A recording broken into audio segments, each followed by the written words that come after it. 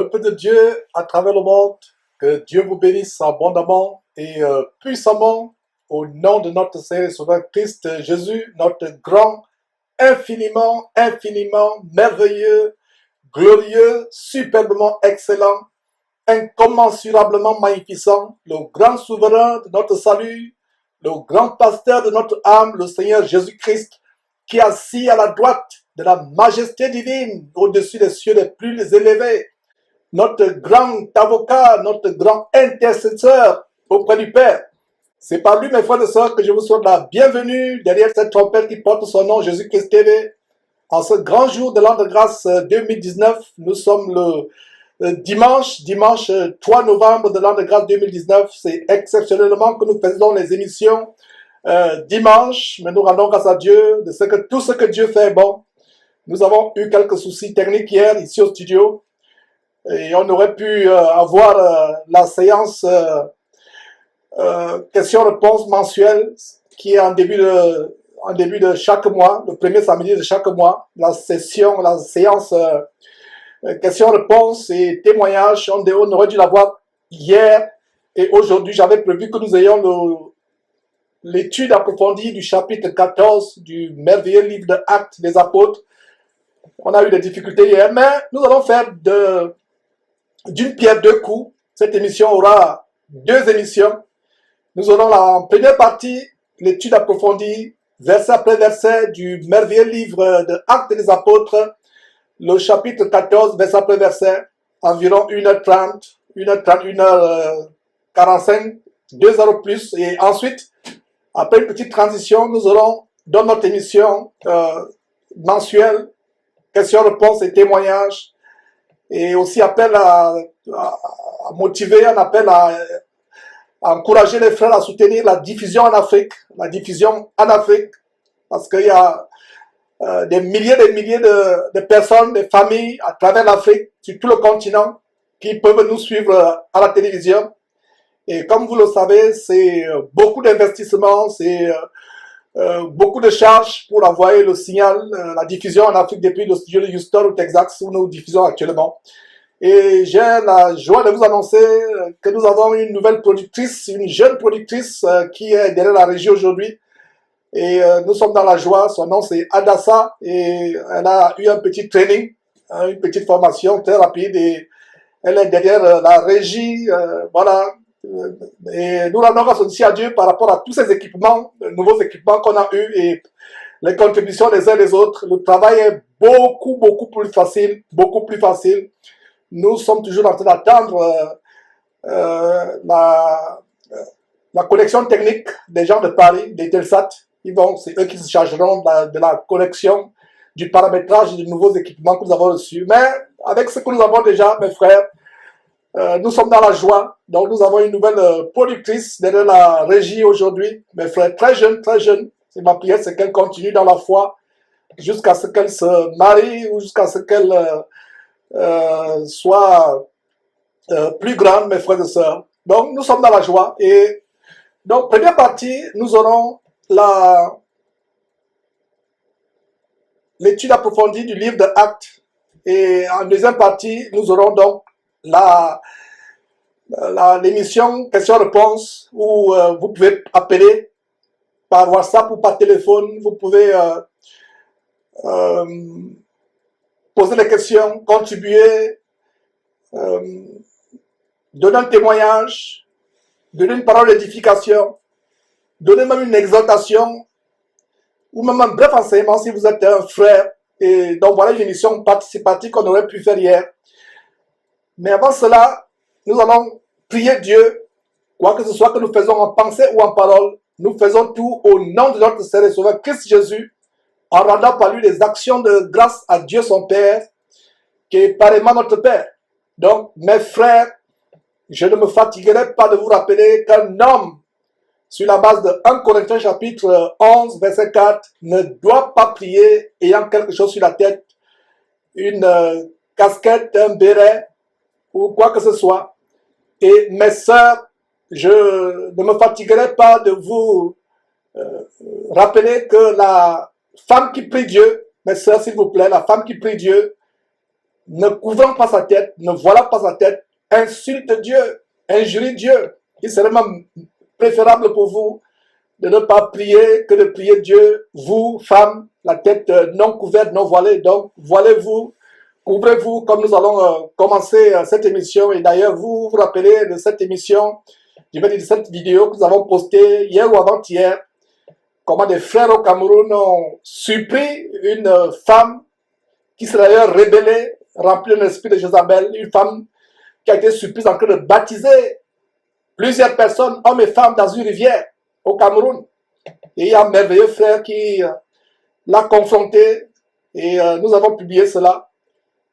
Et c'est une vidéo qui a édifié beaucoup de personnes. Il y a eu des commentaires et un des commentaires c'était qu'il y avait des sœurs qui intervenaient en background, qui soutenaient le frère et que ces sœurs auraient dû se taire, ne pas intervenir. Et cela est juste parce que quand nous sommes dans une assemblée, un frère ou dans une campagne d'évangélisation ou dans un sermon comme c'est le cas de ce frère au bord de la rivière, s'il y a une sœur qui est là, elle doit se taire, elle ne doit pas parler parce que cette sœur qui ne faisait que parler, intervenir, malgré tout son zèle, son amour à vouloir que cette femme qui baptisait change, elle aurait dû se taire. Donc voilà un commentaire que quelqu'un a mis qui a été tellement touchant. Et nous rendons grâce à Dieu pour les interventions des biens des uns et des autres. Donc que cela n'afflige personne. Nous sommes ici pour nous édifier, pour être meilleurs. Surtout les femmes ont un problème de se maîtriser, de se retenir. Et quoi que ce soit que nous faisons, nous devons faire des choses conformément à la parole de Dieu. La femme doit se taire. La femme doit se taire. Et voilà une parenthèse que je voulais ouvrir. Et vous avez donc vu cette femme qui baptisait les gens au bord d'une rivière. Elle a été confrontée par ce frère. Et le frère lui disait qu'il n'est pas bienséant pour toi d'enseigner la parole de Dieu ou de baptiser les gens. Personne n'a fait ça dans la Bible. Allez suivre cette vidéo. Tellement choquante. Je pouvais ressentir la consternation, la désolation, l'émoi des frères et sœurs en assistant à cette scène abominablement abominable d'une femme rebelle qui baptise les gens. Et d'ailleurs, le frère lui a dit qu'il n'est pas bienséant pour une femme d'ailleurs de prier la tête non voilée. Et elle a répliqué, cette femme rebelle qui s'est rebellée, visiblement remplie d'un esprit d'Isabelle, qui s'est rebellée en disant que la chevelure est un voile. Et c'est ainsi qu'on lui a dit, ta chevelure est un voile, n'est-ce pas? C'est que la Bible ne dit pas, mais tu n'as pas tes vrais cheveux sur la tête, c'est les faux cheveux, soit en nylon, soit les cheveux qui viennent de l'Inde, sacrifiés aux démons que tu as sur ta tête. Donc tu n'as pas des cheveux sur ta tête. Elle avait des faux cheveux. Allez regarder cette vidéo, tellement choquante, mes frères et sœurs. Elle a continué, elle a été avertie, mais elle a continué. Et en parlant de chevelure comme un voile, les gens interprètent mal ce verset de 1 Corinthiens chapitre 11, lisant à partir du verset 15. Les gens interprètent ce verset comme étant la chevelure de la femme qui est un voile. Louis II a traduit ce verset par voile, mais la Bible Osterval parle de parure. D'autres Bibles parlent de ornement ou parure. Donc la chevelure n'est pas un voile pour la femme. Louis II a fait une traduction qui induit beaucoup de sœurs en erreur. D'ailleurs, même si cette sœur avait une vraie Bible qui parle de la Bible, de la chevelure comme étant un ornement, une parure, elle se rébellerait toujours. Il y a des sœurs qui ont ce verset biblique qui dit que la chevelure a été donnée comme un ornement, comme une parure, mais elle continue à se rébeller. Donc, ce verset qui induit les sœurs en erreur en disant que la chevelure est un voile, le verset est traduit par la chevelure est un ornement. La chevelure a été donnée pour une femme, a été donnée à une femme pour ornement, pour parure. C'est pour cela qu'il a dit que c'est une honte pour une femme d'avoir les cheveux coupés. Si la chevelure était un voile, donc nous les hommes, comme votre frère Georges, devraient avoir la lame Gillette tous les matins, me raser, ne même pas permettre à un petit brin de cheveux d'apparaître, mes frères et sœurs. Donc, les hommes aussi, nous avons les cheveux. Il n'est pas dit que les longs cheveux sont un voile. Pour vous qui lisez, qui avez cette version qui dit que la chevelure est un voile, il a dit la chevelure. Donc, nous les hommes, nous avons sur la chevelure. Or, si la chevelure est un voile, donc nous les hommes, nous péchons tous les jours, puisqu'il est dit que la femme, que l'homme qui prie la tête couverte déshonore son chef. Jésus-Christ est Dieu au final. Donc voilà quelques détails. J'espère que vous comprenez Très bien, très bien. Mes frères et sœurs, ce que nous sommes en train d'expliquer. Donc voilà quelques détails. Très longue introduction, comme je vous conduis à cette prière. Voilà, voilà, effectivement, comme Valeur TV dit, Georges, si la chevelure est un voile, cela signifie que les hommes ont aussi le voile sur la tête. Effectivement, ça montre que beaucoup de personnes ont compris cette explication. Très bonne intervention. Et voilà. Et nous allons donc prier, mes frères. Et éternel Dieu, nous te rendons grâce. Nous te remercions pour cette journée grande, merveilleuse journée. Comment tu nous as maintenu le souffle de vie, tu nous as maintenu la santé. Nous te rendons grâce pour cela. Et s'il y a quelqu'un en suivant cet enseignement qui est malade, nous t'en supplions, grand Dieu, étends ta guérison, étends ta guérison. Guéris toute partie de cette personne, son corps physique ou mental qui est malade, Seigneur Dieu, nous t'en supplions. Nous te remercions de tout ce que tu fais est bon.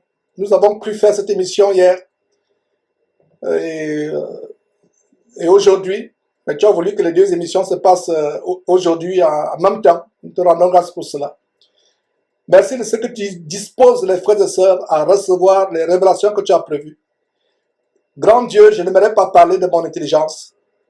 Je n'aimerais pas parler de ma propre sagesse, mais j'aimerais parler inspiré par toi. Seigneur Dieu, nous t'en supplions, révèle-nous les trésors cachés dans ce chapitre 14. Révèle-nous les grandes bénédictions, les grandes révélations cachées dans ce chapitre 14 du livre de Actes. Donne-nous d'être transformés, Seigneur Dieu. Donne-nous la force de devenir meilleurs. Donne la force de fuir le péché. Donne la force d'avoir la haine du péché, le dégoût du péché. Seigneur Dieu, je te rends grâce pour tout ce que tu fais pour nous. Merci infiniment. Merci infiniment, Seigneur Dieu, pour toutes les connexions. Merci pour cette jeune sœur qui a la régie comme productrice aujourd'hui. Merci pour tout ce que tu fais pour nous, Seigneur Dieu. Merci infiniment au nom de notre Seigneur et Sauveur Christ Jésus, pour ceux qui suivent en Afrique par satellite. Merci aussi pour les moyens que tu ne cesses auxquels tu pourvois afin que cette diffusion soit possible et que cette chaîne s'éteigne en Afrique. Seigneur, merci infiniment. Au nom de Jésus-Christ. Amen. Alors, mes frères, j'aimerais vous inviter à tourner vos Bibles en Actes chapitre 14, le chapitre du jour. Nous allons avoir l'étude approfondie de ce chapitre, verset après verset. Et pour ceux qui ont des questions, attendez la deuxième partie de cette émission. Et la première partie, nous nous focalisons sur Actes chapitre 14. Commençons par le verset 1, mes frères.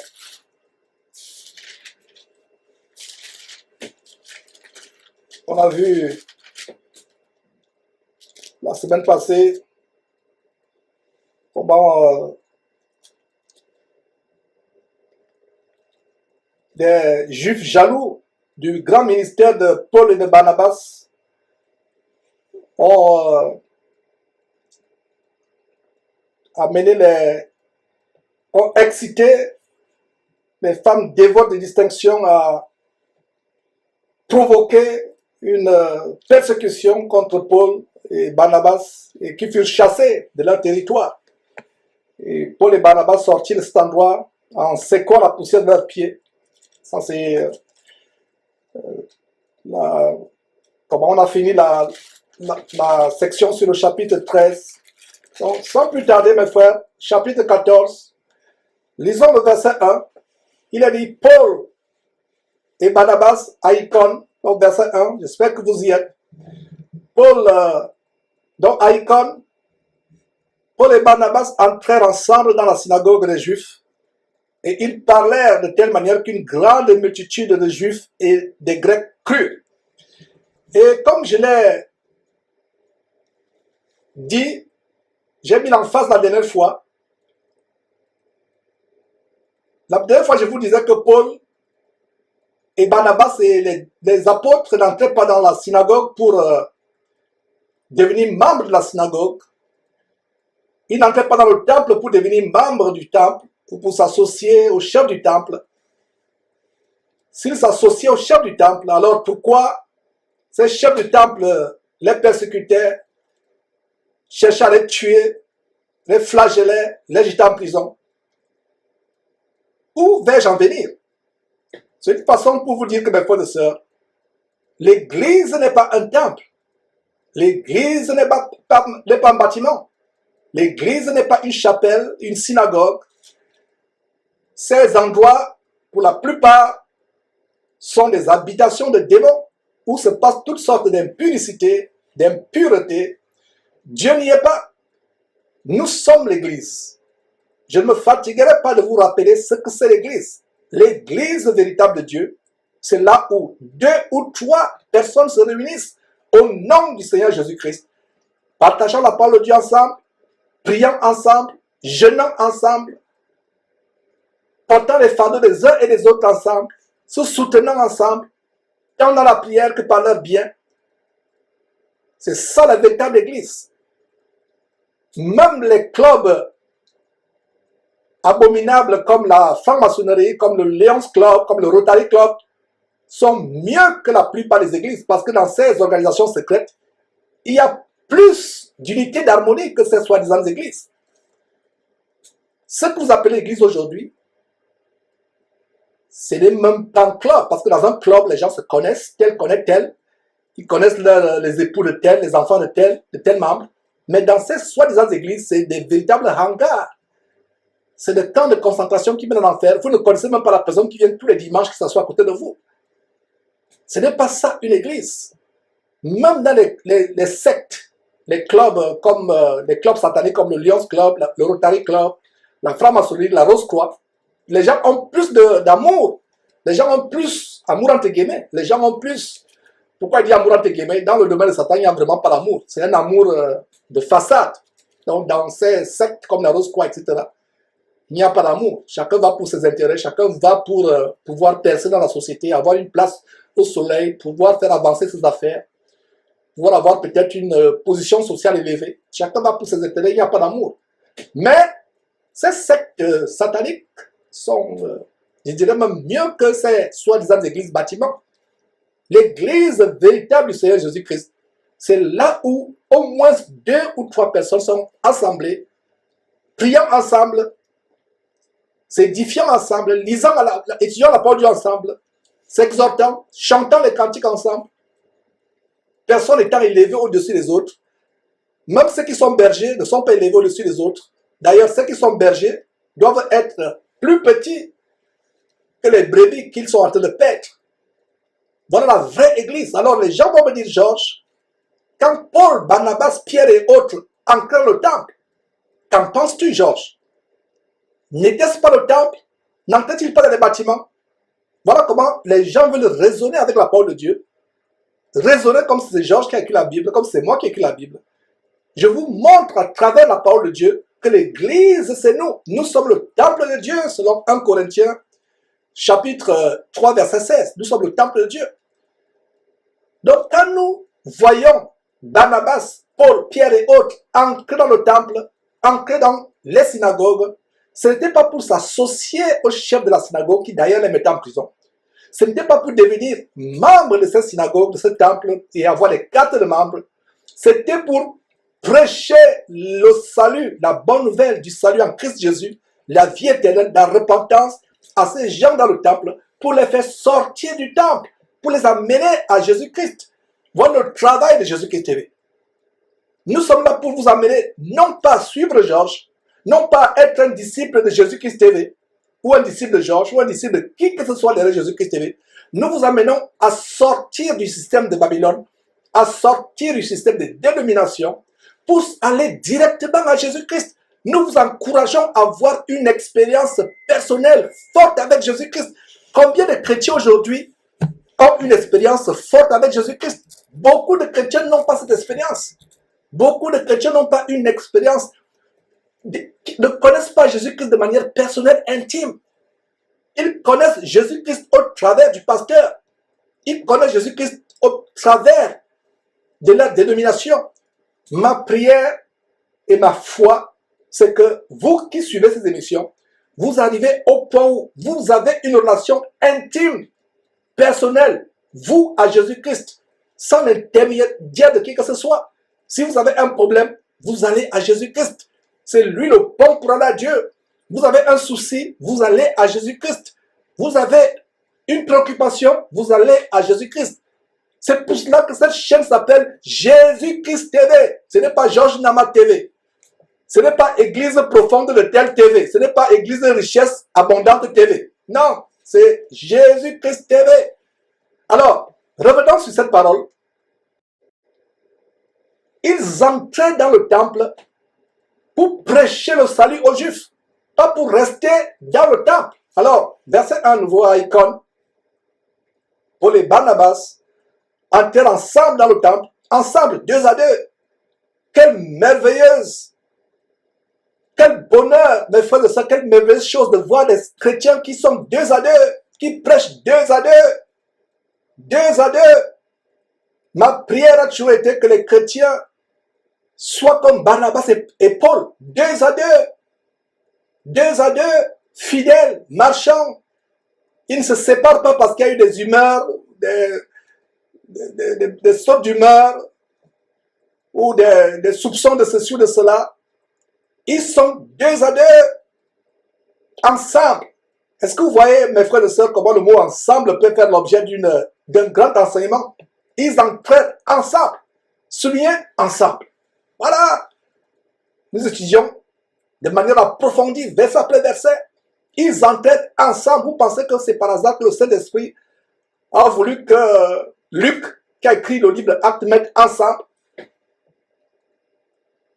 Si Luc avait écrit Paul et Barnabas entraient dans la synagogue, ça nous montre quoi? Ils étaient tous 2 dans la synagogue, n'est-ce pas? Mais quand ils disent que Paul et Barnabas entraient ensemble, le mot ensemble met l'accent sur le fait que nous devons croire Dieu pour avoir notre Paul avec nous, notre Barnabas. Ma prière est que j'ai des Barnabas ou des Paul à côté de moi. Nous prêchons 2 à 2, 2 à 2, sans se relâcher, sans se fatiguer, sans avoir des sauts d'humeur, sans se fatiguer, sans avoir des soupçons ou un esprit de rivalité ou un esprit de jalousie. 2 à 2, Paul et Barnabas entraient ensemble dans la synagogue. Voilà le standard. En Luc chapitre 10, quand Jésus les envoyait par les villes, les villages, prêcher la bonne nouvelle, il les envoyait comment? 2 à 2. Et toi, mon frère qui veut t'engager dans l'évangélisation, il serait mieux pour toi d'avoir un Paul ou un Barnabas à côté de toi. Ne va pas seul. Va avec un frère. 2 à 2, c'est un principe. La Bible ne dit-elle pas qu'une corde à 3 fils se coupe difficilement? Une corde à 3 fils se coupe difficilement. Alors, retournons toujours à ce verset. Le verset 1 a des grandes révélations. Donc, Paul et Barnabas entraient ensemble dans la synagogue des Juifs et ils parlaient de telle manière qu'une grande multitude, il n'est pas dit une multitude, il a dit une grande multitude de Juifs et de Grecs crurent. Le salut s'étendait de plus en plus, non seulement aux Juifs, mais aux non-Juifs. Verset 2. Mais, quand vous voyez mais, conjonction de coordination, ça me rappelle à l'école primaire, les maîtres nous avaient tellement tambouriné l'intelligence du cerveau avec cette conjonction de coordination au point où on ne pouvait plus, au point où plus de 40 ans plus tard, je les recite toujours. Mais où est donc hors d'écart? Mais où est donc hors d'écart? Voilà, les conjonctions de coordination. Et dans la Bible, il y a une conjonction de coordination, mais, M-A-I-S, mais, quand vous voyez mais, au début d'un verset, cela démontre le contraire de ce qu'on vient de voir. Cela démontre que ce qui se passe après ce mais est diamétralement opposé à ce qui vient de se passer, à ce qui vient qu'on a lu plus haut. Alors, verset 2, contrairement à ces juifs qui crurent au verset 1, mais il y a des juifs qui ne crurent point. Il n'est même pas dit qu'ils ne crurent pas, ils ne crurent point. Ça veut dire qu'ils avaient le cœur tellement enraciné, comme je reviens encore sur cette femme qui me faisait beaucoup pitié, cette vidéo qu'on a postée, cette femme qui s'entêtait, qui a été surprise par des frères en train de baptiser les gens dans une rivière au Cameroun. Il y a beaucoup de compassion quand je voyais cette vidéo. Elle ne sait pas qu'elle est enracinée dans l'erreur. Elle dit que c'est son évêque qui l'a envoyé. Et on lui disait bien que ton évêque ne répondra pas de toi ce jour-là, le grand jour de la colère de Dieu, où les gens qui n'auront pas obéi à la volonté de Dieu seront jugés et seront jetés en enfer, où ils brûleront éternellement dans le lac de feu et de soufre qui ne s'éteint point. Donc, contrairement aux Juifs qui crurent, verset 2, mais ceux des Juifs qui ne crurent point, au lieu de ne pas croire et de s'en aller tranquillement, qu'est-ce qui se passe? Ils excitèrent et aigrirent les esprits des païens contre les frères.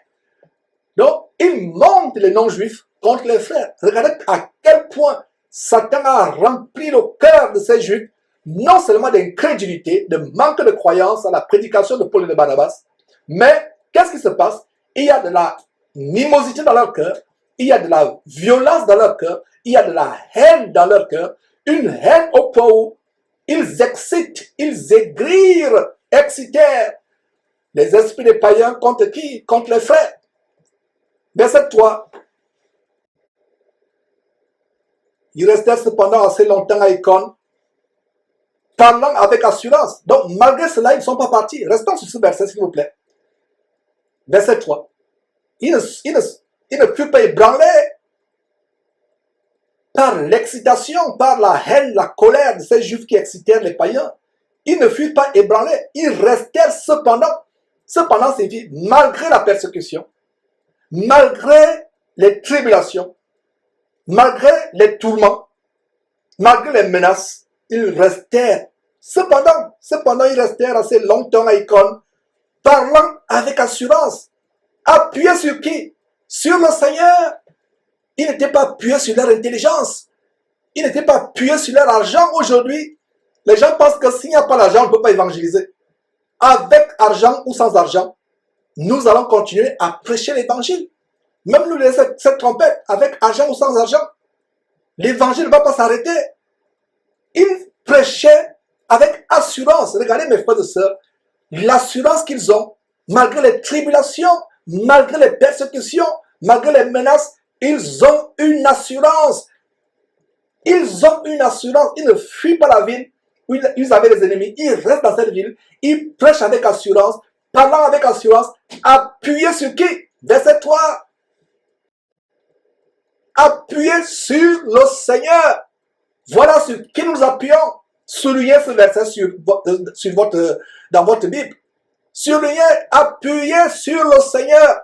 Voilà, mes frères et sœurs, là, la personne sur qui nous appuyons dans notre ministère, dans notre vie, dans chaque étape de notre vie. Voilà là où nous nous appuyons sur le Seigneur. Mon frère, ma sœur, es-tu malade? Appuie-toi sur le Seigneur. Veux-tu le travail? Appuie-toi sur le Seigneur. Veux-tu un enfant? Ta femme est stérile ou toi tu ne peux pas faire des enfants? Appuie-toi sur le Seigneur. Ne t'appuie pas sur ton intelligence.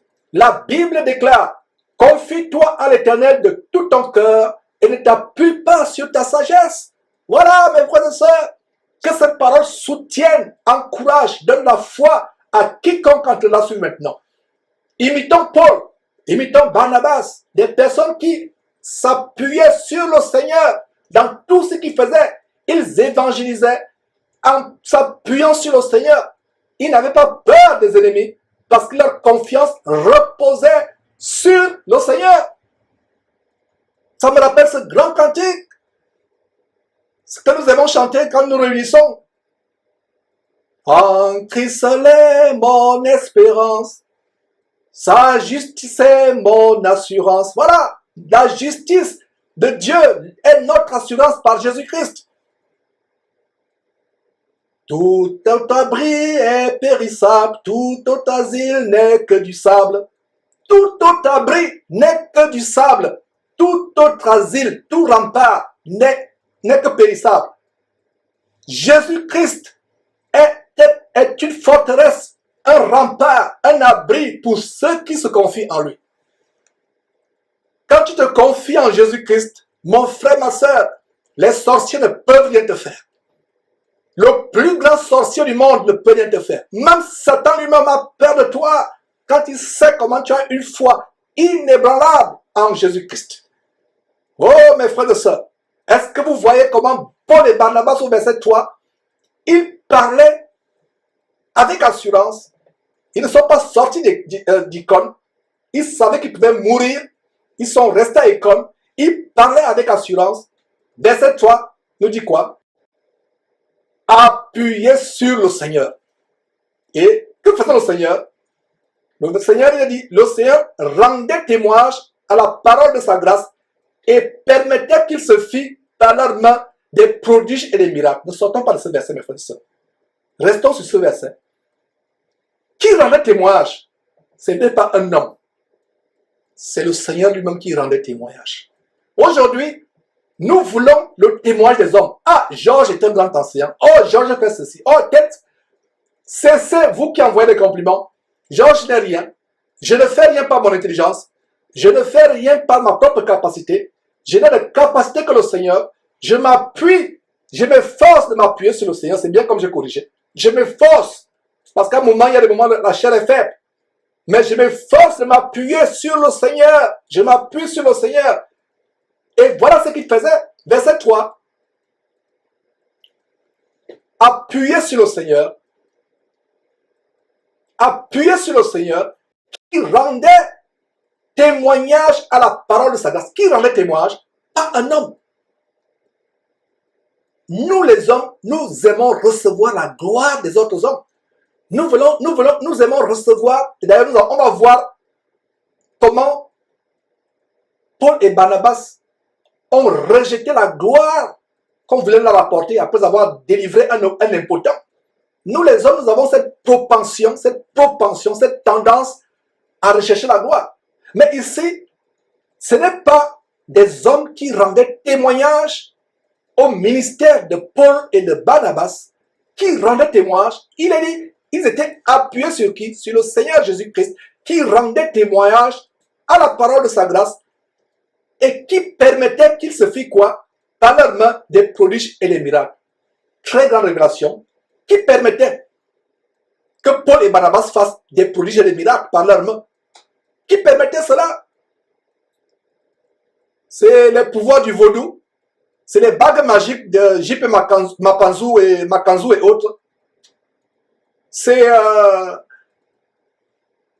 les acteurs de cinéma, comme les femmes qui ont des bras avec des ventouses, des bras malades depuis la naissance et qui viennent utiliser ces bras pour simuler des guérisons. Ils mettaient des blocs de glace au pied des gens pour simuler le pied pourri, comme Charles Passot. Est-ce qu'ils faisaient coucher les gens dans les cercueils pour que les gens simulent qu'ils sont morts pour les ressusciter après, comme Alphonse Lucao? Non. C'est Jésus-Christ qui permettait qu'il se fît par la main des prodiges et des miracles.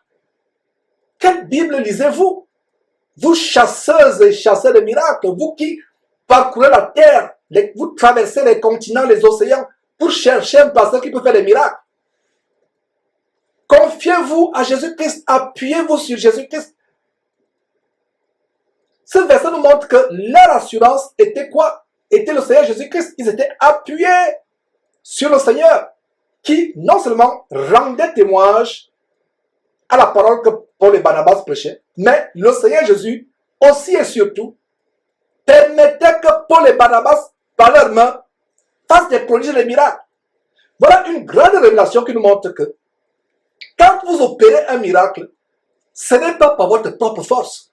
Si vous opérez un miracle, vous commencez à vous dandiner, à vous vanter comme J.P. Makanzou. Quand il fait un soi-disant miracle, il se vante, il commence à dandiner. C'est la preuve que c'est soit de la comédie, soit c'est les esprits de vaudou, soit c'est les bagues magiques, etc., les cannes magiques.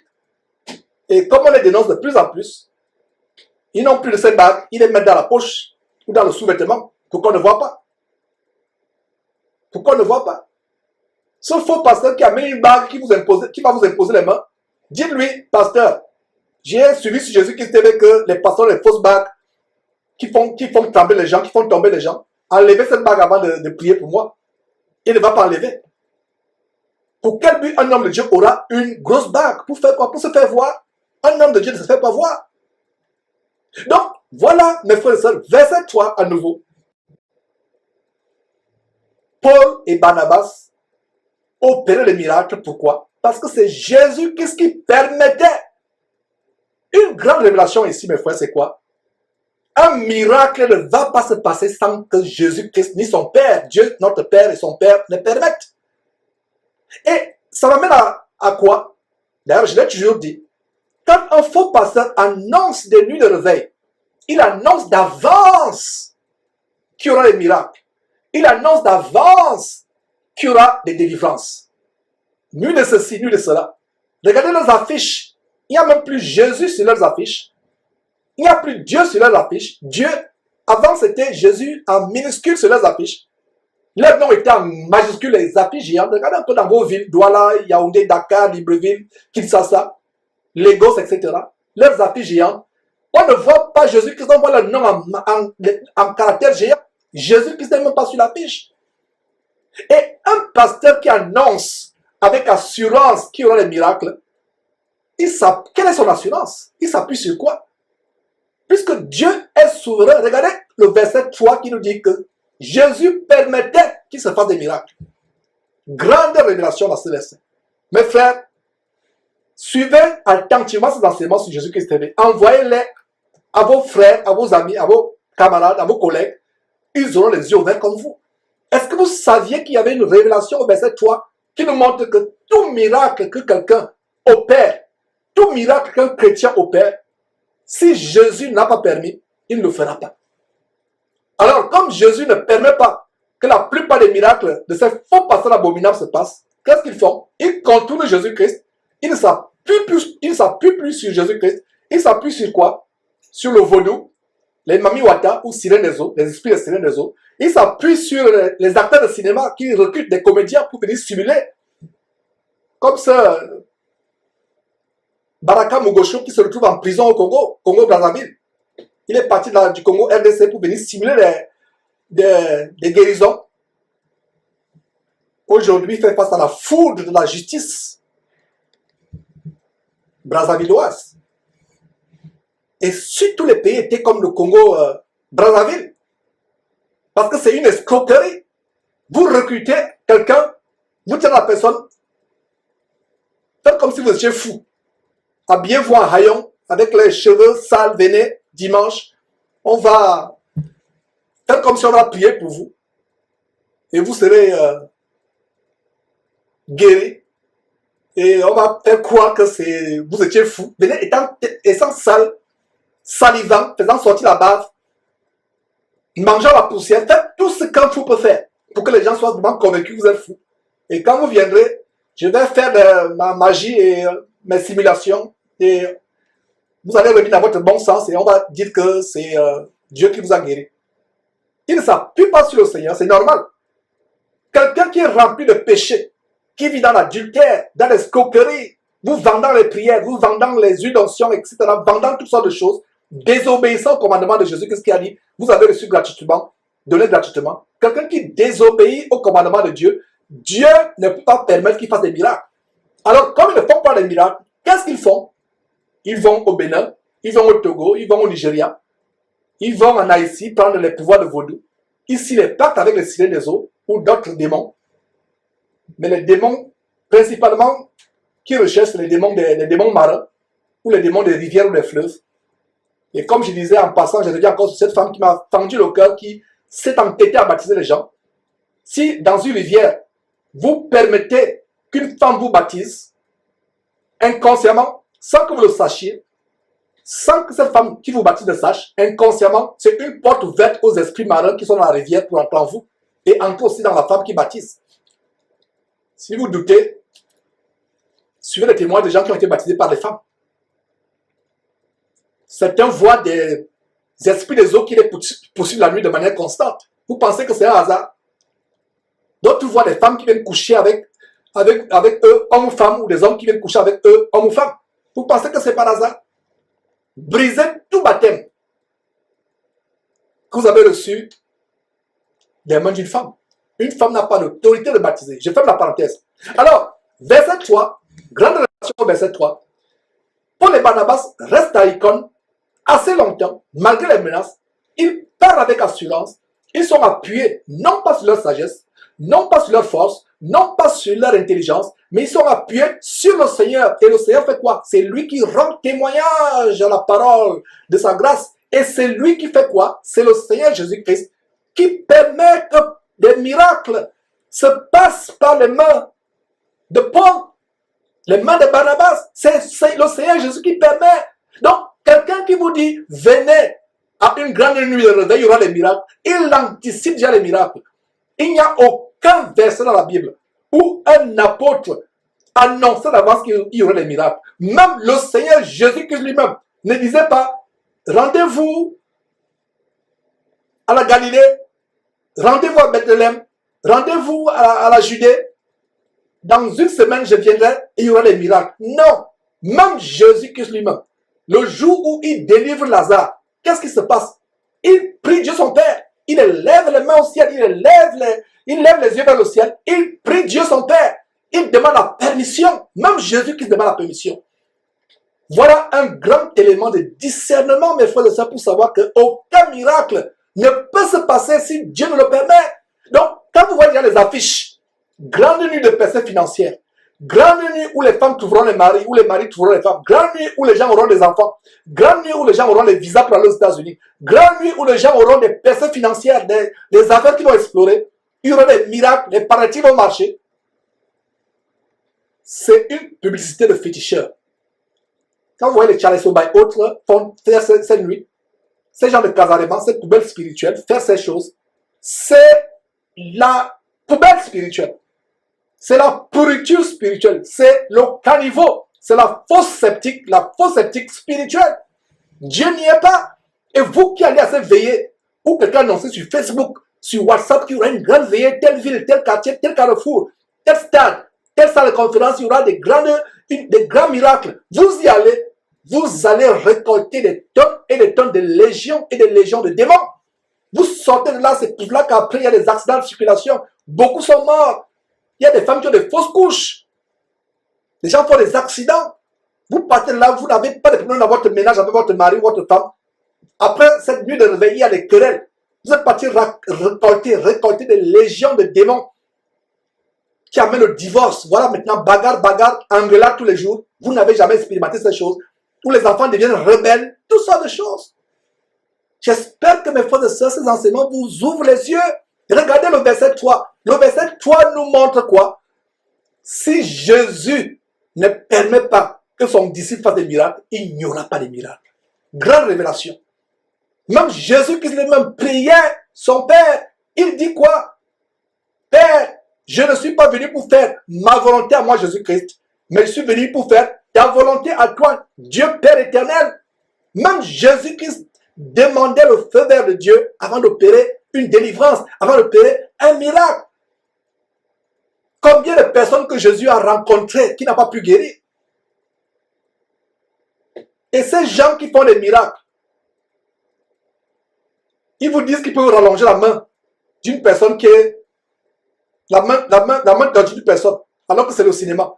Ils disent qu'ils peuvent guérir un pied pourri. Pourquoi ils ne se rendent donc pas dans les hôpitaux? Puisqu'ils font des miracles de manière impulsive, pourquoi ils ne se rendent pas dans les hôpitaux? Regardez tous ces pasteurs qui défilent sur Casalement. Ces pasteurs qui défilent sur enseignement.com, EMCI, toutes ces chaînes abominables que vous recevez en Afrique à la télévision, ces chaînes YouTube, avec les JP Mapanzou, je ne sais pas quoi. Si ces pasteurs faisaient des miracles, des vrais miracles, pourquoi ne vont-ils pas dans les hôpitaux? Il n'y aurait même plus des hôpitaux. Tous les hôpitaux d'Afrique fermeraient parce qu'il n'y aurait plus de malades. Est-ce que vous comprenez, mes frères et sœurs? Si je dis ces choses, c'est pourquoi? C'est pour titiller le bon sens, parce que beaucoup n'ont plus le bon sens. Beaucoup de soi-disant chrétiens ont perdu leur bon sens, ont perdu leur discernement. Beaucoup de chrétiens n'ont plus la jugeote. C'est pour ça que j'insiste sur ces choses. Alors, verset 3 nouveau, regardez comment le verset 3, mes frères et sœurs, nous amène à montrer des grandes choses, des révélations. Alors, verset 3, disons à nouveau une dernière fois et on poursuit. Il restait cependant assez longtemps à Icône, parlant avec assurance, appuyé sur le Seigneur Jésus, qui rendait témoignage à la parole de sa grâce et qui permettait, c'est lui qui permettait, qu'il se fit par la main des prodiges et des miracles. Verset 4. La population de la ville se divisa. Les uns étaient pour les juifs, les autres étaient pour les apôtres. Voilà. La parole de Dieu va toujours diviser. Jésus est venu pas pour apporter la paix. Lui-même, il dit, je ne suis pas venu pour apporter la paix. Je suis venu pour apporter l'épée. L'homme aura pour ennemi même les gens de sa propre maison. À cause de la parole véritable de Jésus-Christ, l'évangile original que nous prêchons, le mari va se monter contre la femme va se monter contre le mari, les parents vont se monter contre les enfants vont se monter contre les parents. Il y aura division entre les collègues, il y aura division entre les frères d'une même famille, d'un même ventre, à cause de l'évangile. Même dans une congrégation, ceux qui s'appellent l'église, mais qui sont les fausses églises, ceux qui ont découvert la vérité, il y aura une division, il y aura une guerre avec ceux qui restent encore captifs. Parce que ceux qui ont découvert la vérité vont sortir de ces prisons évangéliques, de ces camps de concentration qui mènent en enfer. Il y aura la division. Ça se passe même aujourd'hui. L'évangile de Jésus-Christ n'apporte pas la paix. Non. Qu'est-ce qui apporte la paix? C'est la pseudo-paix de l'écuménisme. Regardez le mouvement de l'écuménisme où toutes les religions mondiales, qu'elles soient chrétiennes, animistes, vaudouistes, c'est-à-dire du vaudou, islamistes, peu importe, se réunissent sous Rome. C'est ça l'écuménisme. La religion mondiale qui est en train de mettre le tapis rouge pour l'avènement de l'Antéchrist. La religion mondiale, le gouvernement mondial de l'Antéchrist, la religion mondiale, c'est Rome, c'est le Vatican qui est en train de préparer cela. Vous voyez comment ces églises du mouvement évangélique se réunissent et chaque année vont baiser la bague du pape au Vatican. On a fait une émission sur l'écuménisme. L'écuménisme est diabolique. Deux frères et sœurs ne peuvent pas être en Christ avec des doctrines différentes. Par exemple, la femme ne veut pas se voiler la tête. Elle ne peut pas prier avec les femmes qui se voient la tête. Je prends un exemple aussi ça. Une femme qui s'entête à enseigner la parole de Dieu ne peut pas être au milieu des personnes où la femme doit, conformément à l'évangile, demeurer dans le silence un peu l'assemblée. Il y a division. Ça me rappelle comment je suis sorti de cette abomination. Le ministère de la Voix internationale, de Way National. Je suis sorti de là. À cause de quoi? Quand j'ai commencé à découvrir les bonbons spirituels, les versets, les perles spirituelles de la Bible, j'ai dit, Seigneur, que j'étais dans l'erreur pendant 24 ans. Je ne pouvais plus rester, je suis sorti.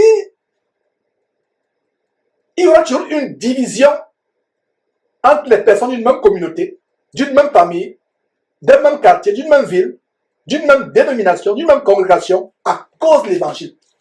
Le peu, parce que ceux qui découvrent le vrai évangile ne sont pas nombreux, ceux qui suivent la voie large qui mène à la perdition, c'est ceux qui vont rester, qui vont s'entêter et ils vont même vouloir vous faire du mal. S'ils ne peuvent pas vous tuer, ils vont commencer à raconter les mauvaises choses, comme un frère à Douala.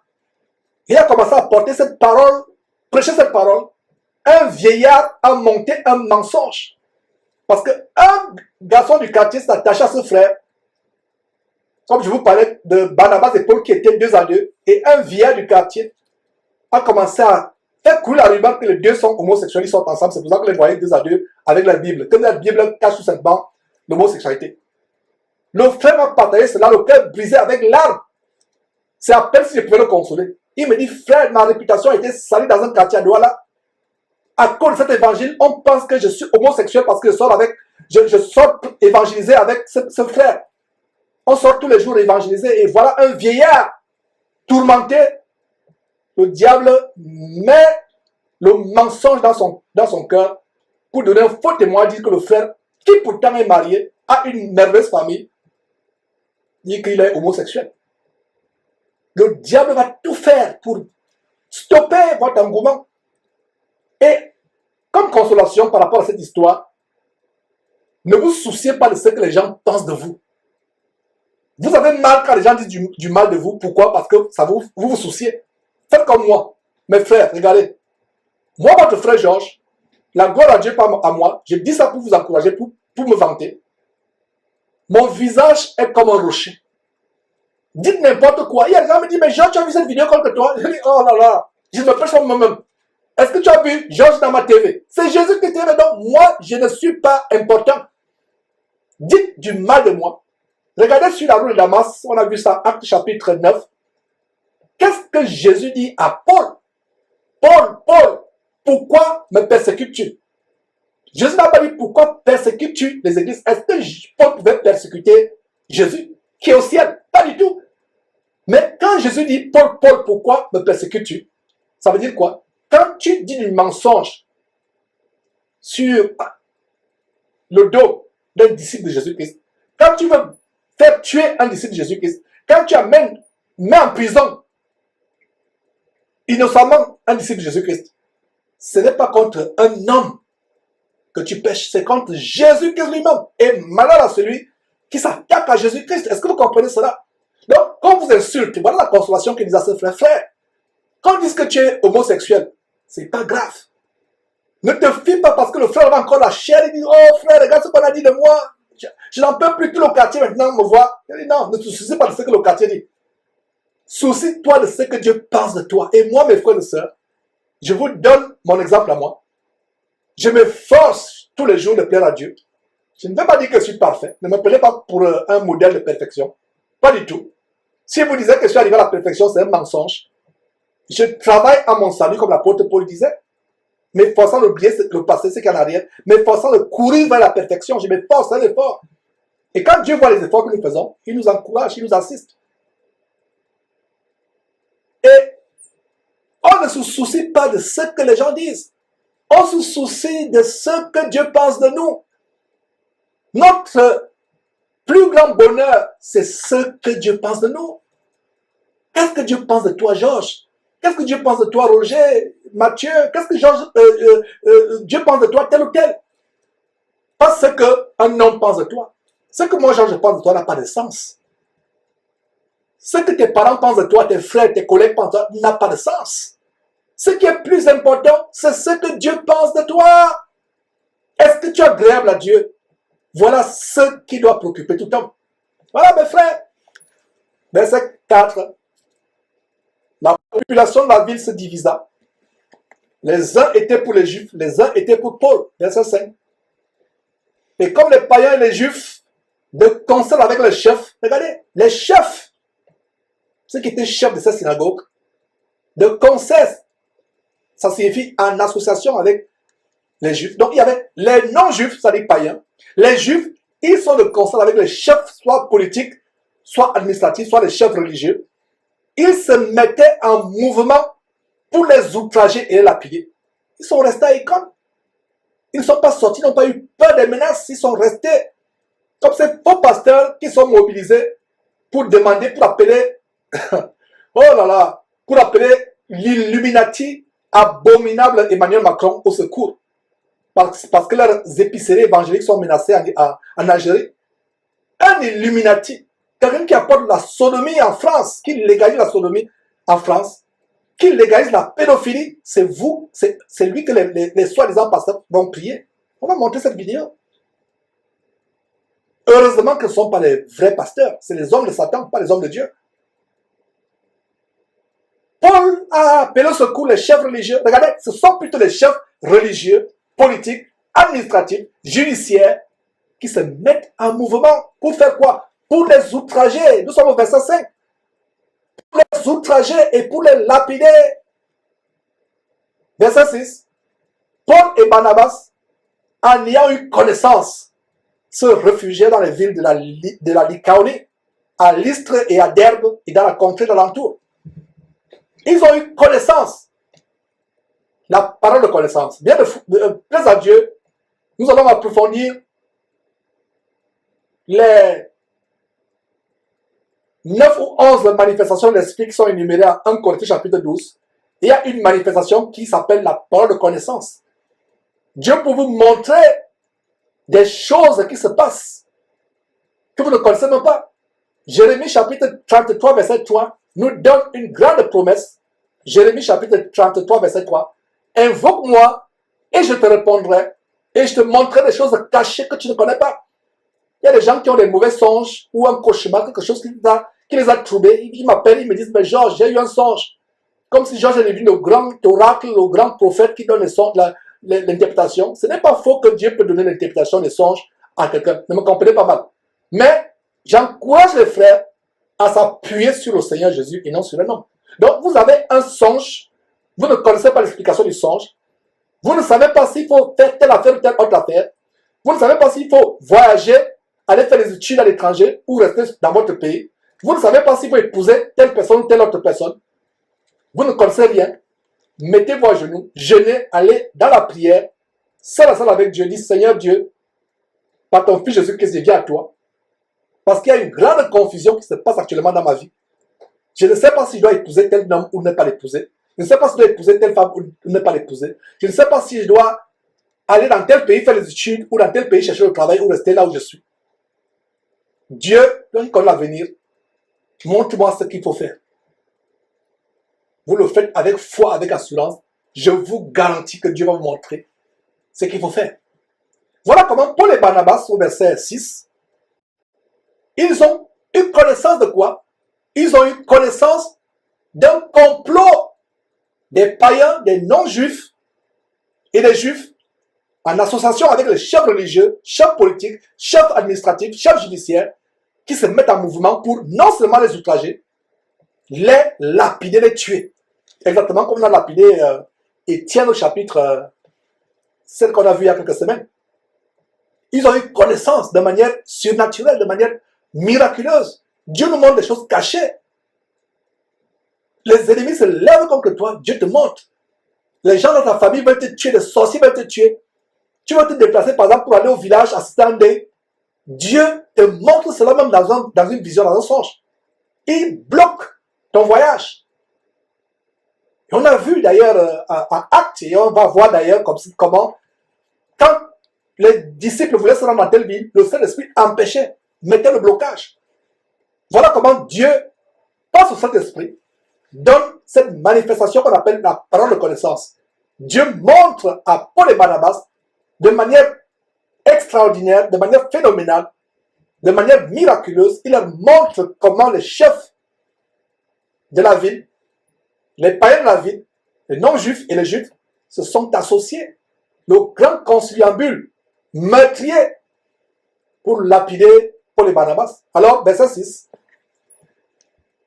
Paul et Barnabas, en ayant eu connaissance, se réfugièrent dans les villes de la Laconie, à Lystre et à Derbe et dans la contrée d'alentour. Verset 7. Et ils y annoncèrent la bonne nouvelle. Et toujours la bonne nouvelle. C'est tout ce qu'ils faisaient. Ils vont dans telle ville pour annoncer la bonne nouvelle du salut, de la vie éternelle en Christ Jésus. On les chasse de cette ville, ils secouent la poussière de leurs pieds, ils vont dans une autre ville. Alors, quelque chose d'intéressant va se passer à Lystre. Ils arrivent dans Lystre. Verset 8. À Lystre se tenait un homme impotent des pieds, boiteux de naissance et qui n'avait jamais marché. Je vais vous poser une question pour montrer si vous avez bien suivi cette série, ou pour voir, qui va montrer si vous avez bien suivi cette série ou si vous lisez bien votre Bible. Quel est le premier miracle depuis la naissance de l'Église en Actes chapitre 2? Quel est le premier miracle d'un homme boiteux de naissance qui n'a jamais marché, qui a guéri? C'est l'homme. La réponse est la suivante, c'est l'homme au chapitre 4 de Actes qu'on portait tous les jours et qu'on plaçait à la porte du temple la belle pour qu'il demande le monde. Voilà le premier miracle de cet homme. Boiteux de naissance, il n'avait jamais marché. Voilà mes frères et sœurs. Plutôt chapitre 3. Actes chapitre 3, voilà le premier miracle, mes frères et sœurs, d'un homme boiteux de naissance qui n'avait jamais marché. Actes chapitre 3, pas 4. 4 nous montre la persécution qui s'en est suivie, mais c'est Actes chapitre 3, où nous voyons comment deux apôtres, toujours 2 à 2, Pierre et Jean, voyez le principe de marcher ensemble, 2 à 2. Aujourd'hui, les frères se séparent, moins de choses, chacun prend sa route. Moins de choses, chacun se sépare. Parce que les gens n'ont pas ce cœur de se supporter les uns les autres. Les gens sont tellement susceptibles, moins de choses, chacun prend sa route. Les nerfs à fleur de peau. Toujours 2 par 2, donc le premier homme dans l'église naissante en Actes, boîte de naissance qui est délivrée. L'homme qu'on portait, qu'on plaçait à la porte du temple appelé la Belle, pour qu'il demande le monde, il a été miraculeusement guéri par qui? Par Pierre et Jean. Pierre, fixant les regards sur lui, a dit, je n'ai ni or ni argent, mais ce que j'ai la puissance en Christ Jésus. Lève-toi et marche. Et cet homme, d'un coup, se mit à marcher. Il entra dans le temple, on le voyait sauter de joie, glorifier Dieu. Tu peux lire ça en Actes chapitre 3. Retournons à ce qui se passe dans Lystre. Actes chapitre 14, verset 8. À Lystre se tenait assis un homme impotent de pied, boiteux de naissance, qui n'avait jamais marché. Verset 9. Il l'écoutait parler Paul. Et Paul, fixant les regards sur lui, et voyant qu'il avait la foi pour être guéri, verset 10, dit d'une voix forte, lève-toi, droit sur tes pieds. Il se leva d'un bond et marcha. Mes frères et sœurs, nous allons décortiquer point par point. Je ne veux même pas qu'on quitte sur ces deux versets. Restons sur ces deux versets du côté de la régie. Verset 9 et verset 10. Je vais vous démontrer les grandes révélations de comment le miracle de Dieu se produit. Verset 9. Quelle est la première révélation? C'est que quelle est la première révélation? La première révélation, c'est que cet homme écoutait Paul. Il a écouté. Qu'est-ce que Paul prêchait? Paul prêchait le salut en Christ Jésus. Paul prêchait la guérison en Christ Jésus. Paul prêchait les miracles. Il prêchait ce que Jésus-Christ est venu accomplir sur la croix pour nous. C'est par ses meurtrissures que nous sommes guéris. C'est par son sang que nous sommes purifiés de nos péchés. Par ses meurtrissures que nous sommes guéris. Ce que Ésaïe avait dit des siècles avant, Ésaïe chapitre 53. Voilà la bonne nouvelle que Paul prêchait. Donc cet homme écoutait. Notez en passant ce verset. Romains chapitre 10, verset 17. La foi vient de ce qu'on entend. Et ce qu'on entend vient de la parole de Dieu. Beaucoup de chrétiens, s'ils faisaient comme ce boîtier de naissance, recevraient beaucoup de délivrance et de guérison. Vous n'aurez plus à vous faire escroquer par les faux pasteurs. Vous n'aurez plus à coucher avec eux, surtout les femmes qui se font abuser. Le pasteur te dit, couche avec moi, tu seras guéri. Vous n'aurez plus à dépenser des fortunes, ou à vous laver avec des urines, ou à vous... toutes ces huiles, ces choses abominables qu'il vous donne de faire. Si vous aviez la foi. Alors, regardez le processus de guérison de cet homme. 1. Notez pour vous qui prenez les notes, mes frères. Notez. 1. L'homme écoutait. Il écoutait ce que Paul disait. Il l'écoutait. Et pendant que Paul prêchait, cet homme écoutait. Et Paul a remarqué que ce boiteux écoutait de manière attentive. Paul a discerné que cet homme est en train de croire à la parole que je suis en train de prêcher. Paul fixe les regards sur lui au verset 9. Et Paul discerne. Et ça, c'est la parole de connaissance à nouveau. Deuxième manifestation de la parole de connaissance. La première manifestation de la parole de connaissance, c'est au verset 6, où on a vu que Paul et Barnabas ont eu connaissance qu'il y avait un complot contre eux, ils ont fui.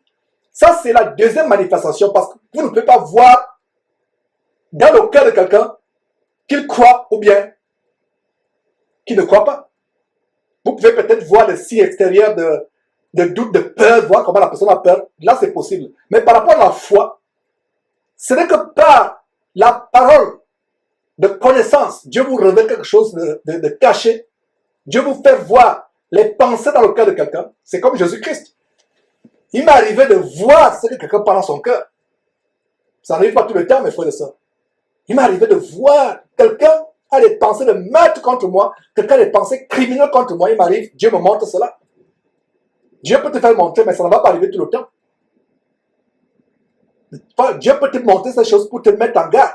Que telle personne va te tuer, Dieu te montre. Dieu ouvre le cœur de la personne, Dieu te montre comment le cœur de la personne est. C'est comme si tu vois le cœur de la personne sur un plateau.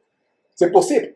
Donc, voilà la deuxième manifestation de la parole de connaissance. Dieu fait connaître à Paul ce qui est caché. Donc, Paul, qui prêchait, Suivez attentivement mes frères et sœurs. Paul prêche. Et cet homme écoute Paul. Il écoute attentivement Paul. Et Paul, qui le regarde, fixe les regards sur lui. Et Paul discerne de manière spirituelle. Le Saint-Esprit ouvre l'intelligence de Paul. Le Saint-Esprit fait montrer le cœur de cet impotent, de cette boîte de naissance à Paul, que cet homme a la foi pour être guéri. Voilà comment les miracles se passent. Et ce verset 10, plutôt ce verset 9, me rappelle Romains chapitre 10, verset 17, qui dit, la foi vient de ce qu'on entend. Ce qu'on entend vient de la parole de Christ. Quand tu entends comment ta guérison est possible en Christ Jésus, et tu crois sans douter, tu auras la guérison. Le Seigneur Jésus disait, et ce cantique que nous aimons chanter, je te dis que si tu crois, tu verras la puissance de Dieu. Je te dis que si tu crois, tu verras les miracles de Dieu. Je te dis que si tu crois, tu verras la guérison de Dieu. Voilà, mes frères et sœurs, tu verras la guérison de Dieu si tu crois. Tu verras la guérison de Dieu. Tu verras les miracles de Dieu. Je te dis que si tu crois, tu verras les miracles de Dieu. Voilà comment la guérison s'opère. Les chrétiens aiment la facilité. Je n'ai pas le temps de croire, je n'ai pas la force de croire. Je donne l'enveloppe. Je vais acheter les huiles, je vais acheter le lait. Je vais acheter les bidons de lait pour me laver avec. Je dois acheter les casiers de vin pour me laver avec. Je dois acheter la bière pour me laver avec. Tous sont des témoignages que nous recevons. Mes frères et sœurs, croyez, vous allez voir le miracle de Dieu s'accomplir. Croyez, vous allez voir les grandes choses s'accomplir. Paul fixe les regards sur l'homme. Paul discerne que cet homme a la foi pour croire. Voilà ce qui se passe aujourd'hui. Beaucoup de personnes ne sont pas délivrées parce qu'ils n'ont pas la foi. La foi vient de ce qu'on entend. Et ce qu'on entend vient de la parole de Christ, la parole de Dieu. Marc chapitre 16, verset 16 à 17. Voici les miracles qui accompagneront ceux qui auront cru. À mon nom, ils chasseront les démons. Ils imposeront les mains malades et les malades seront guéris. Voilà les miracles. Ils parleront une nouvelle langue. S'ils boivent quelques breuvages mortels, on essaie de les empoisonner. On n'arrive pas à les empoisonner. Voilà l'évangile que nous prêchons. Voilà l'évangile que nous prêchons. Et c'est l'évangile, mes frères et sœurs, que nous prêchons. L'évangile vrai. Les gens aiment la facilité. Les gens aiment aller de bonbons pasteur à bonbons pasteur. On aime les chocolats pasteur, caramel pasteur, bonbons pasteur. Mais les gens n'aiment pas l'évangile pur. La Bible ne dit-elle pas d'ailleurs que dans les derniers temps, quelques-uns auront la démangeaison d'entendre des choses agréables et s'attacheront à une foule de faux pasteurs, de faux docteurs, de faux prophètes, de faux pasteurs pour leur propre ruine. Pour leur propre ruine. Mes frères et sœurs, retournons à Actes chapitre 14, verset 9. Quelque chose de terrible va se passer. Paul prêche la parole de Dieu. Ce boiteux de naissance, cet homme impotent qui n'avait jamais marché. Il écoute attentivement. Paul, c'était une foule. C'était nombreux. Mais pourquoi Paul a été attiré par cet homme? Parce que cet homme qui était boiteux de naissance ne se souciait même plus de ses pieds qui ne pouvaient pas marcher. Il était captivé, permettez-moi l'expression, accroché aux lèvres de Paul. Il était en train de boire la parole de Dieu qui sortait de la bouche de Paul. Des fleuves d'eau vive coulaient en son sang. Il avait soif d'écouter. Son âme tressaillissait de joie en écoutant la bonne nouvelle de l'évangile de Christ qui sortait de la bouche de Paul. Et Paul fixe le regard sur lui. Paul discerne que cet homme a la foi pour être guéri. Comment Paul a su? Je vous l'ai expliqué. Parole de connaissance. Le Saint-Esprit a ouvert l'intelligence de Paul, a fait voir à Paul au cœur de cet homme. Paul a vu qu'il pouvait être guéri. Quelle est la leçon pour vous, véritable serviteur de Jésus-Christ qui peut-être désirait opérer la guérison. L'opération de la guérison ne dépend pas de vous. Nous avons vu plus haut que le Seigneur Jésus permettait qu'il se passe des miracles. Voilà la première révélation sur comment les miracles se passent. Sur la base de ce verset 9, restons sur ce verset 9. La base de ce verset 9 nous montre que vous pouvez tout faire. Quand quelqu'un ne croit pas, il ne va pas être guéri. Voilà une autre leçon, mes frères et sœurs. On a vu plus haut une première leçon, à savoir que tout miracle qui se passe, c'est Jésus qui permet. Deuxième leçon ici, c'est que,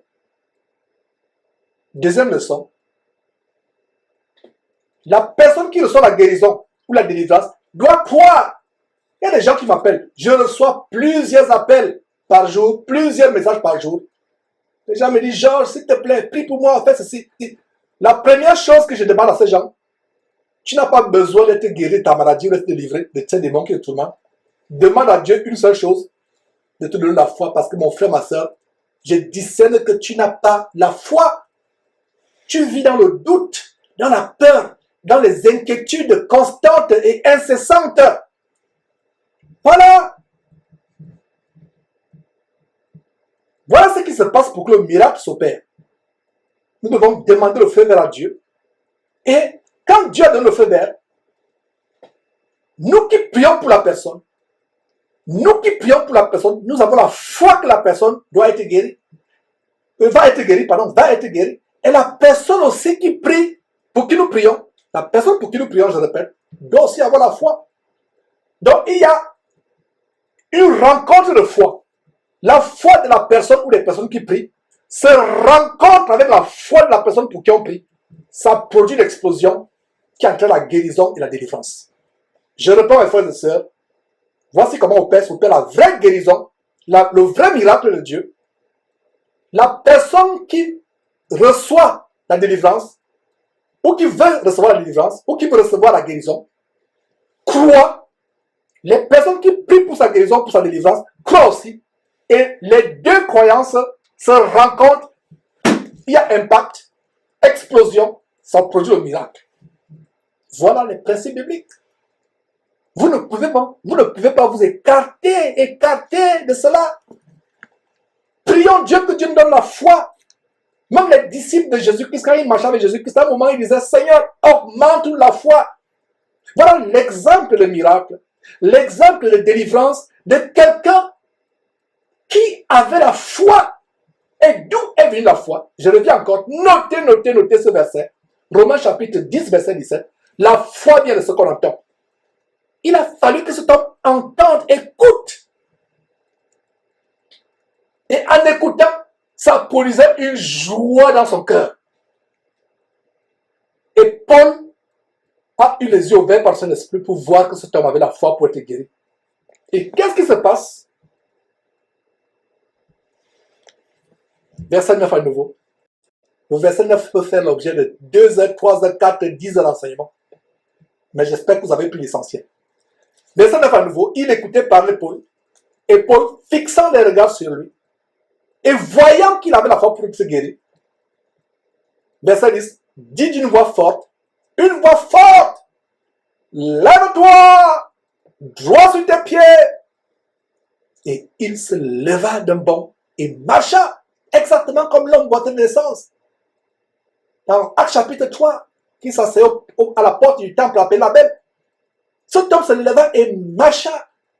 Comparez les versets 9 et 10 avec ce que ces faux pasteurs font aujourd'hui. Comparez. Étudiez attentivement votre Bible. Lisez assidûment votre Bible. Aucun homme ne pourra plus vous séduire ou vous tenter. Même Satan en personne vient se présenter devant vous pour faire un miracle. Vous allez le chasser au nom de Jésus-Christ. Pourquoi les chrétiens sont aveugles aujourd'hui? Pourquoi les chrétiens sont emportés à tout vent de doctrine? Pourquoi ils sont envoûtés, ensorcelés, obnubilés par ces marchands de vent de néant? Pourquoi? Parce qu'ils ne s'attachent pas à la parole de Dieu. Ils ne lisent pas. D'où ces études que nous faisons, des études approfondies, verset après verset, de ces livres. pour vous montrer comment la puissance de Dieu, la puissance de délivrance ou de guérison s'opère par votre foi. Et il faut que Dieu permette. La foi renverse les montagnes. Jésus a dit, rien n'est impossible à celui qui croit. La foi est importante. S'il y a une chose que tu dois demander à Dieu, mon frère, ma soeur qui m'écoute, ne demande pas à Dieu la guérison. C'est pas mauvais. Ne me comprenez pas mal, c'est pas mauvais. C'est pas interdit. C'est même bien de demander à Dieu la guérison, le soutien dans la maladie, peu importe ce que vous demandez. Mais comprenez-moi très bien. Ce qui est plus important à demander, c'est la clé qui ouvre toutes les portes de la guérison des maladies, de la délivrance. Cette clé s'appelle la foi. Voilà ce que vous allez demander. Comment est la foi? La foi est comme une clé qui ouvre la porte principale de la maison. Et quand la porte principale de la maison est ouverte, toutes les portes s'ouvrent automatiquement. Je reprends.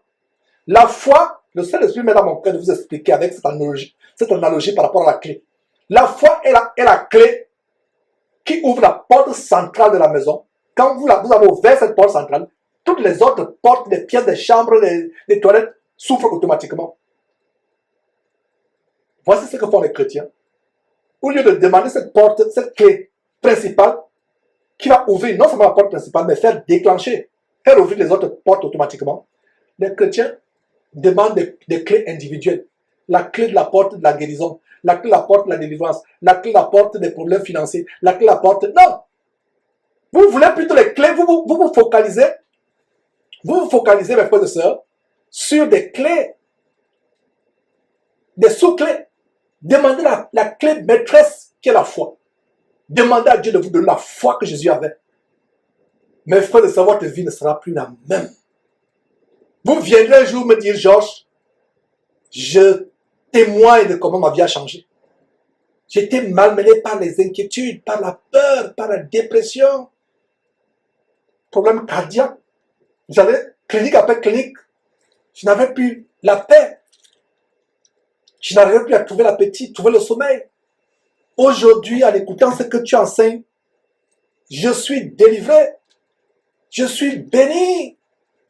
Demande à Dieu la clé maîtresse, la clé principale. Avec cette clé, tu n'auras plus besoin des autres clés. Parce que cette clé ouvre toutes les portes. J'espère que vous avez compris cette analogie. Alors, verset 10 à nouveau. Verset 10 à nouveau.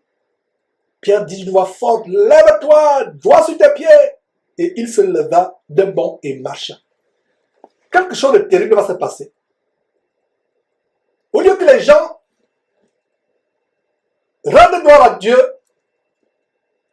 ils vont tout simplement rendre gloire à Paul et à Barnabas. Et nous allons voir la réaction humble, modeste de Barnabas et Paul. Et cela est une grande leçon à tirer par ces faux pasteurs qui prennent la gloire de Dieu.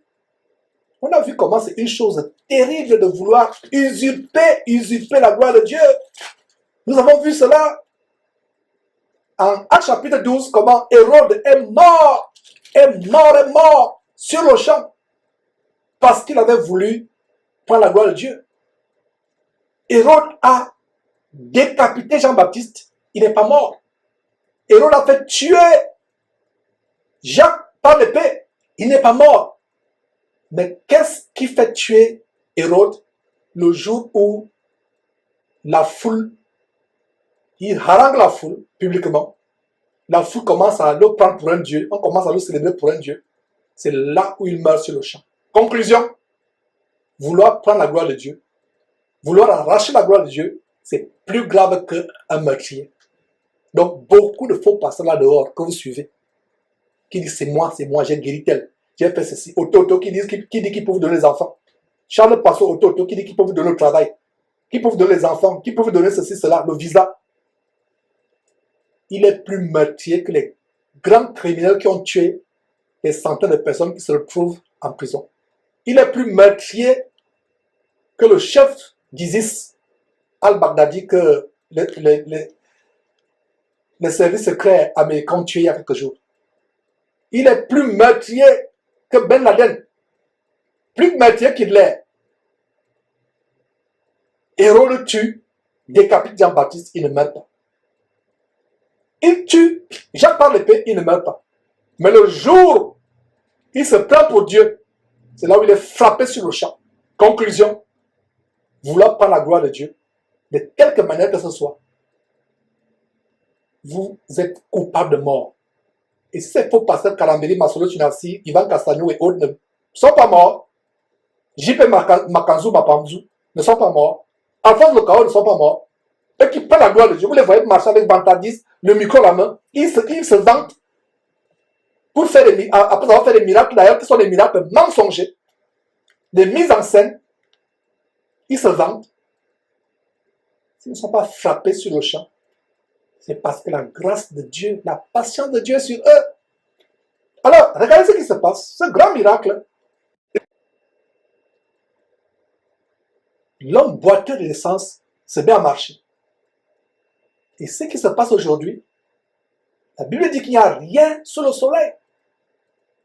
Les faux miracles, vous commencez à adorer le pasteur. Vous commencez à adorer le prophète. Tout c'est le prophète, le prophète, le prophète. Vous donnez tout au prophète, jusqu'au même à votre dernier sous-vêtement. Vous préférez marcher nu et le prophète a votre dernier slip, votre dernier caleçon. Tout c'est le prophète. Où est Dieu dans votre vie? Dans ce cas-là, où est Jésus-Christ? Il n'y a rien de nouveau sur le soleil. C'est exactement ce que les gens de cette ville font. Vous dites d'adorer Dieu, de rendre grâce à Dieu. Les gens de Lystre, au verset 11, lisons verset 11, à la vue de ce que Paul avait fait. Ce n'est pas Paul qui a fait. Paul n'était qu'un instrument. À la vue de ce que Paul avait fait, la foule éleva la voix et dit en langue lycaonienne, les dieux sous une forme humaine sont descendus vers nous. N'est-ce pas la même chose que les gens disaient du roi Hérode en Actes chapitre 12? Voix d'un Dieu et non d'un homme. Voix d'un Dieu et non d'un homme. Hérode savourait la gloire. Il ne savait pas que il la savourait pour quelques secondes avant de se retrouver en enfer pour l'éternité. Il fut frappé de mort sur le champ. Un ange de Dieu le frappa, rongé par les vers. Voyons le contraste entre l'attitude d'Hérode en Actes chapitre 12 et l'attitude de Paul et Barnabas qui contraste, qui diffère avec l'attitude de faux pasteurs. Verset 11, à la vue de ce que Paul avait fait, la foule élevait la voix et en langue lycaonienne, ils dirent, les dieux sous forme humaine sont descendus vers nous. Verset 12, ils appelaient Barnabas Jupiter et Paul Mercure, parce que c'était lui qui portait la parole. Ils donnent des surnoms. Barnabas devient le dieu Jupiter. Paul devient le dieu Mercure, parce que c'est lui qui porte la parole. Verset 13, le prêtre de Jupiter, dans le temple, regardez le temple. Le temple n'est pas chrétien. Regardez, le prêtre de Jupiter, vos temples là, vos chapelles, vos cathédrales. C'est pour ça que les chefs de ces cathédrales s'appellent prêtres. Le prêtre de la cathédrale telle, l'évêque, le cardinal, l'archevêque, le prêtre de telle chapelle, le prêtre de telle paroisse. Un vrai disciple de Jésus qui n'avait pas de temple, parce qu'il savait que le temple de Dieu, c'est nous. 1 Corinthiens chapitre 3, verset 16. Est-ce que je vous enseigne un faux évangile, mon frère, ma soeur? Est-ce que je vous enseigne la fausseté? Jugez si je vous enseigne ce qui est faux. Ouvrez votre Bible et vérifiez avec moi. Ils n'avaient pas de temple. Mais voilà les gens qui avaient des temples. C'est normal qu'ils aient des temples. Ils adorent des divinités sataniques. C'est normal. Mais nous, chrétiens, nous n'avons pas de temple. Donc ces gens comme Masolo Tunasi, Ivan Kassanou, Mamadou Karambiri, qui font des appels de fonds pour la construction des temples, vous cotisez pour construire les habitations de démons. Vous cotisez pour construire les temples de Jupiter, les temples de Mercure. Voilà la révélation. Continuons mes frères et sœurs, verset 13. Le prêtre de Jupiter, dans le temple était à l'entrée de la ville, amenant quoi? Des taureaux avec des bandelettes vers les portes et voulaient, de même que la foule, offrir un sacrifice. Ils étaient persuadés que Barnabas et Paul, c'est Mercure, le dieu Mercure qui est descendu avec le dieu Jupiter. Verset 14. Regardez ce que Barnabas et Paul font. Ils font quelque chose de tellement grave. Pour montrer leur indignation, et la coutume de cette époque était que quand quelqu'un déchirait ses habits publiquement, c'était un grand signe de désolation. Et Hérode ne l'a pas fait. Les faux pasteurs aujourd'hui ne le font pas. Ils se font porter sur les trônes. On les parade. Regardez, cet homme qu'on a dénoncé, cet Américain qui sodomisait les jeunes garçons pendant des années, qu'on a dénoncé sur Jésus-Christ TV, et quelques mois après, il est mort de sida, après que Jésus-Christ TV l'a dénoncé. Vous voyez dans une scène qu'on a montrée, quand l'histoire de la sodomie sur les petits garçons a éclaté, comment on le porte sur une chaise, et un rabbin juif, vient introniser le roi, on le parade. 4 personnes le portent en pleine séance, en plein culte diabolique. On dit, voilà votre roi. Et il prend la place du roi des rois, du Seigneur des Seigneurs, qui est Jésus-Christ. Quelques mois plus tard, le temps de Dieu est tellement court, ça peut prendre des années, ça peut prendre des décennies. Mais quelques mois plus tard, cet homme est mort de sida. Il est mort de sida. Du côté de l'Atlanta. On ne se moque pas de Dieu. Son nom c'est Edilon. Edilon. Et d'ailleurs, on a montré des photos comment certains faux pasteurs ivoiriens sont partis dans la visite. Possiblement pour se faire sodomiser aussi. Et recevoir les pouvoirs magiques pour émerveiller les foules. Paul et Barnabas n'ont pas savouré la gloire parce qu'ils savaient que c'est un grand crime, plus grand que le meurtre, de vouloir usurper ou même de penser voler la gloire qui revient à Jésus-Christ et à Dieu seul. Eux seuls sont dignes de gloire, dignes de louange. Même les anges au ciel ne sont pas dignes de louange. Le grand ange, Lucifer, a voulu usurper la gloire de Dieu, ravir la gloire à Dieu, détrôner Dieu dans sa gloire. Il a été chassé du ciel après cette guerre qu'Apocalypse chapitre 12, versets 7 à 12 décrit, la guerre qu'il y a eu au ciel. Il fut chassé du ciel. Toute personne qui a essayé de prendre la gloire de Dieu se retrouvera en enfer éternellement. Toi, mon frère, toi, ma soeur, qui a donné la gloire à un pasteur, répands-toi avec larmes, pleure, déchire tes habits, figurativement parlant. Revêt-toi du sac et de la cendre, figurativement parlant. Figurativement parlant, je précise. Toi qui as élevé un pasteur, aujourd'hui, il faut qu'il presse sur les dos des gens. Il faut qu'il marche sur les gens. Il faut qu'on mette des fanfares, des cortèges présidentiels avec des limousines portant la plaque d'immatriculation portant leur nom. Une longue voiture, une longue limousine. Et une fanfare comme David le War. Il faut la fanfare. On balaye les rues avec le savon. Parce que ses pieds, ses chaussures ne doivent pas marcher sur la poussière. Oh mes frères, pourquoi sommes-nous tombés aussi loin de l'évangile de Jésus-Christ? Je viens ici crier tous les jours. Retournons à la simplicité de l'évangile de Christ. Retournons à la simplicité de l'évangile de Christ. Retournons à la simplicité, je vous en supplie, de l'évangile de Christ. Nous sommes tombés très bas. Nous nous sommes éloignés de l'évangile de Christ. Comparez les choses que nous sommes en train de lire, que je vous explique, avec ce qui se passe autour de nous aujourd'hui. Les hommes sont devenus plus glorieux que Jésus-Christ. Ils sont devenus plus glorieux que Dieu. Et ça ne date pas d'aujourd'hui. Au temps de Paul, l'apôtre Paul disait, avant nous, avant le retour de Jésus-Christ, vous avez commencé à régner. l'évangile diabolique de Cassano, de Karambiri, de Masolo Chinasi, l'évangile du règne maintenant, kingdom now, le royaume maintenant. C'est faux pasteur que je cite tous les jours. Mes frères et sœurs, c'est une stratégie de communication de les appeler tous les jours, si vous ne le savez pas. Il y a des gens qui disent que Georges, tu les appelles tous les jours. Tous les jours, tous les jours. C'est fait exprès. Parce que toi, tu es fatigué que tu attends le nom. Mais il y a quelqu'un qui ne sait pas que Masolo Chinasi est un faux pasteur sous les apparences d'ange. Quand vous le voyez, comme les gens du monde disent, vous lui donnerez la communion sans confession. Vous voyez un ange. La Bible dit qu'il se déguise en ministre de Christ. Et cela ne doit pas nous étonner. Cela ne doit pas nous étonner parce que leur maître Satan, lui aussi, se déguise en ange de lumière.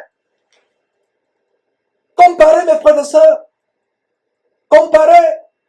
Les gens prennent la gloire avec l'évangile diabolique. Les affiches, ni de gloire. Ceci de gloire. Tout c'est la gloire. Regardez les affiches de ces gens. Masolo Chinasi, Ivan Cassano, Mahomet Sanogo, Karambiri. Gloire, gloire, gloire. Quelle gloire? Ils aiment la gloire des hommes et non la gloire de Dieu. Un vrai chrétien doit tout faire pour que le nom de Jésus soit honoré, pour que la gloire de Dieu et de Jésus-Christ resplendisse. Voilà ce à quoi nous nous attelons. Voilà ce à quoi nous travaillons pour que la gloire de Jésus-Christ et de Dieu resplendisse. Eux, c'est leur propre gloire. Regardez leurs affiches. Photoshop, ils brillent. Hommes sensuels, n'ayant pas le Saint-Esprit. Et comme ils n'ont pas le Saint-Esprit, ils veulent briller avec l'auréole que Photoshop montre tout d'eux. Ils brillent sur les affiches abominables. Je parle de ces choses tous les jours. Tous les jours. Très bon commentaire de Fabrice Brou qui dit qu'il n'existe aucun contraste. Fabrice Brou sur YouTube qui dit qu'il n'existe aucun contraste entre le roi Hérode et le général soi-disant Makosso. Quel contraste? Ils se font porter. Il y a des gens qui se mettent à genoux devant eux. Les gens se prosternent. Je dis ça avec une colère pas possible parce que ces gens vous entraînent en enfer. Si toi, mon frère, ma soeur, tu t'es prosterné devant un pasteur, tu t'es mis à genoux devant un pasteur, tu t'es prosterné devant un pasteur, tu as élevé un pasteur, même dans le secret de ton cœur, repens-toi avec larmes. Demande pardon à Dieu. Demande pardon à Dieu. Ne te prosterne pas devant un pasteur. Ne donne pas la gloire avec un pasteur. Tu peux avoir de l'affection, de la considération pour un pasteur. C'est biblique. Mais ne le lève pas comme s'il était devenu ton Dieu. Tout c'est le pasteur. Tu dois avoir un enfant. Ton mari, avant de t'enceinte, il faut voir le pasteur. Avant de commencer un commerce, il faut voir le pasteur. Avant de faire cette filière, ces études, il faut voir le pasteur. Avant de commencer ceci ou cela, il faut voir le pasteur. Le pasteur a remplacé Dieu dans votre vie. Comme Guy Vincent Kodja, du côté de Côte d'Ivoire, lui-même il a dit, on a montré la vidéo, il dit, ne croyez pas en Dieu, croyez en moi. Moi je vais aller à Dieu pour vous. Il remplace Jésus-Christ. La Bible dit que Jésus-Christ est notre seul médiateur, notre seul intercesseur, mais un Vincent Kodja dit, non, vous ne connaissez pas Dieu. Vous connaissez Dieu où? Croyez en moi. Moi je vais aller à Dieu, prier pour vous, passez par moi. Cet efféminé homosexuel de Guy Vincent Kodja, soyez comme une femme, plus qu'une femme, peut mourir à la croix pour quelqu'un. Est-il mort à la croix pour qui que ce soit? Appelez Guy Vincent Kodja, qui se décale la peau, qui se maquille. Dites à Guy Vincent Kodja, tu es mort pour nous, n'est-ce pas? Tu dis que tu es notre intercesseur, n'est-ce pas? Viens, allez à la quincaillerie, à la boutique d'à côté, achetez un marteau et un petit clou, même pas un gros clou, un petit clou. Prenez son doigt d'efféminé, tellement manicuré. Dites à Guy Vincent Kodja, mets le doigt, même l'oreille, le doigt, le lobe de l'oreille, contre l'arbre cloué. Il va se mettre à chialer comme une femmelette. Et il va vous dire, n'allez pas à Dieu, passez par moi. Je connais une seule personne par qui nous passons. Jean chapitre 14, verset 6 dit, d'ailleurs lui-même il le dit, le Fils de Dieu Jésus-Christ, merveilleux, glorieux, magnificent, je suis le chemin, la vie et la vérité, nul ne va au Père que par moi. Et c'est la même chose que les apôtres ont proclamé. à Actes chapitre 4, verset 12. Dans les évangiles, il y a ce verset dans Actes chapitre 4, verset 12 qui dit, il n'y a de salut en aucun autre, car il n'y a sous le ciel aucun autre nom par lequel nous pouvons être sauvés, si c'est le nom de Jésus-Christ. Voilà la personne par laquelle nous allons à Dieu. Voilà notre médiateur. Voilà notre intercesseur. Voilà, mes frères. Voilà le seul médiateur, le seul intercesseur. Regardez l'attitude de Paul et Barnabas. Retournons à ce passage, mes frères. Parce qu'on a vu beaucoup de choses jusqu'à présent. Beaucoup de révélations, beaucoup de conseils, beaucoup de leçons à tirer de ces histoires.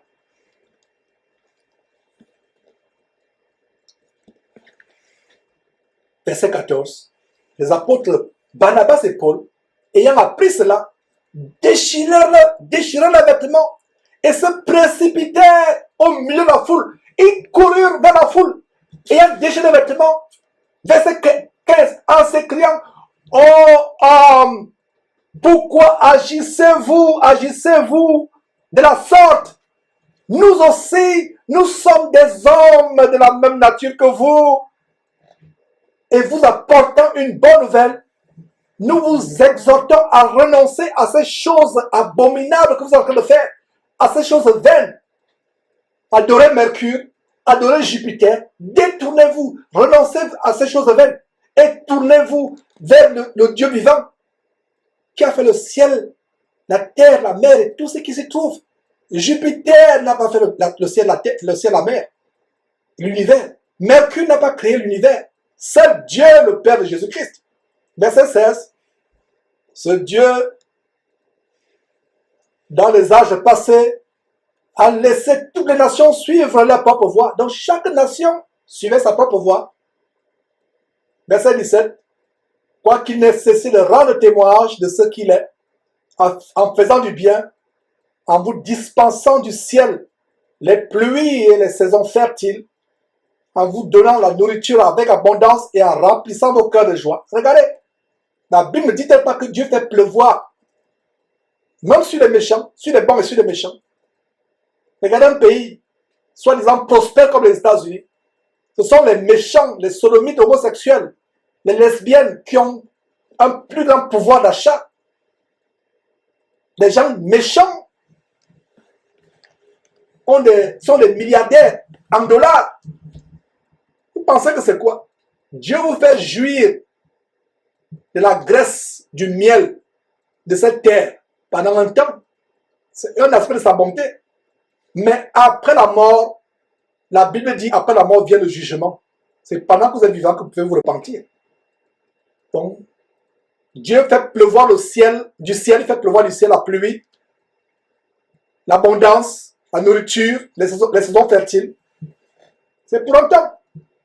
Le verset, regardez ce que le verset 18 dit. À peine put-il par ses paroles empêcher la foule de leur offrir un sacrifice. La foule ne voulait rien entendre. La foule dit pour eux, malgré le fait qu'ils ont déchiré le vêtement, malgré ces merveilleuses paroles, ils ont crié à la foule, nous sommes des hommes comme vous. La foule dit, non, non, non. Vous êtes Mercure et Paul. Vous êtes Mercure et Jupiter. Toi, Barnabas, tu es Jupiter. Toi, Paul, tu es Mercure. Nous allons vous offrir les taureaux.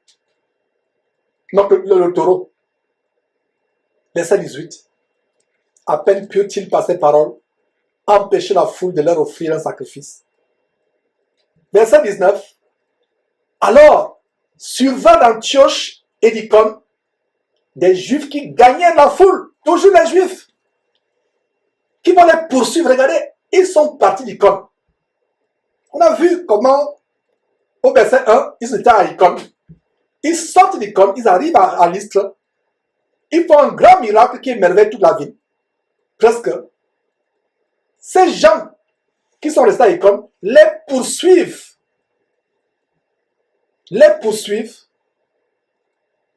Jusqu'à Lystre. Regardez le verset 19. Alors survint d'Antioche et d'Icône des Juifs qui gagnèrent la foule et qui, après avoir lapidé Paul, le traînèrent hors de la ville pensant qu'il était mort.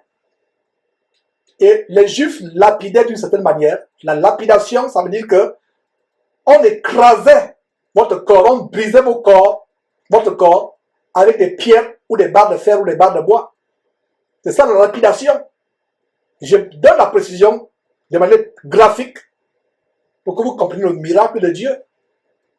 Lapider signifie que on prend des grosses pierres pour broyer votre crâne, vos os, vos bras, vos pieds. On broie votre corps avec les os et ils ont laissé Paul pour mort. Parce que quand vous lisez, vous allez dire il fut lapidé, vous n'allez pas comprendre. Il faut que je vous explique très bien pour comprendre que Paul a été laissé à cet endroit et les gens sont partis pensant qu'il était mort. Il ne pouvait pas partir de là si Paul n'était pas mort. J'explique cela pour que vous compreniez la puissance de Dieu parce que Satan veut toujours tout faire pour minimiser la puissance de Dieu. Alors il ne va pas réussir aujourd'hui. Parce que Satan va dire non, peut-être que c'était évanoui seulement. Non, Paul est mort. Le corps broyé par des pierres, par le bois, les barres de fer, peu importe ce qu'ils utilisaient pour le lapider. Et les Juifs avaient une manière de lapider.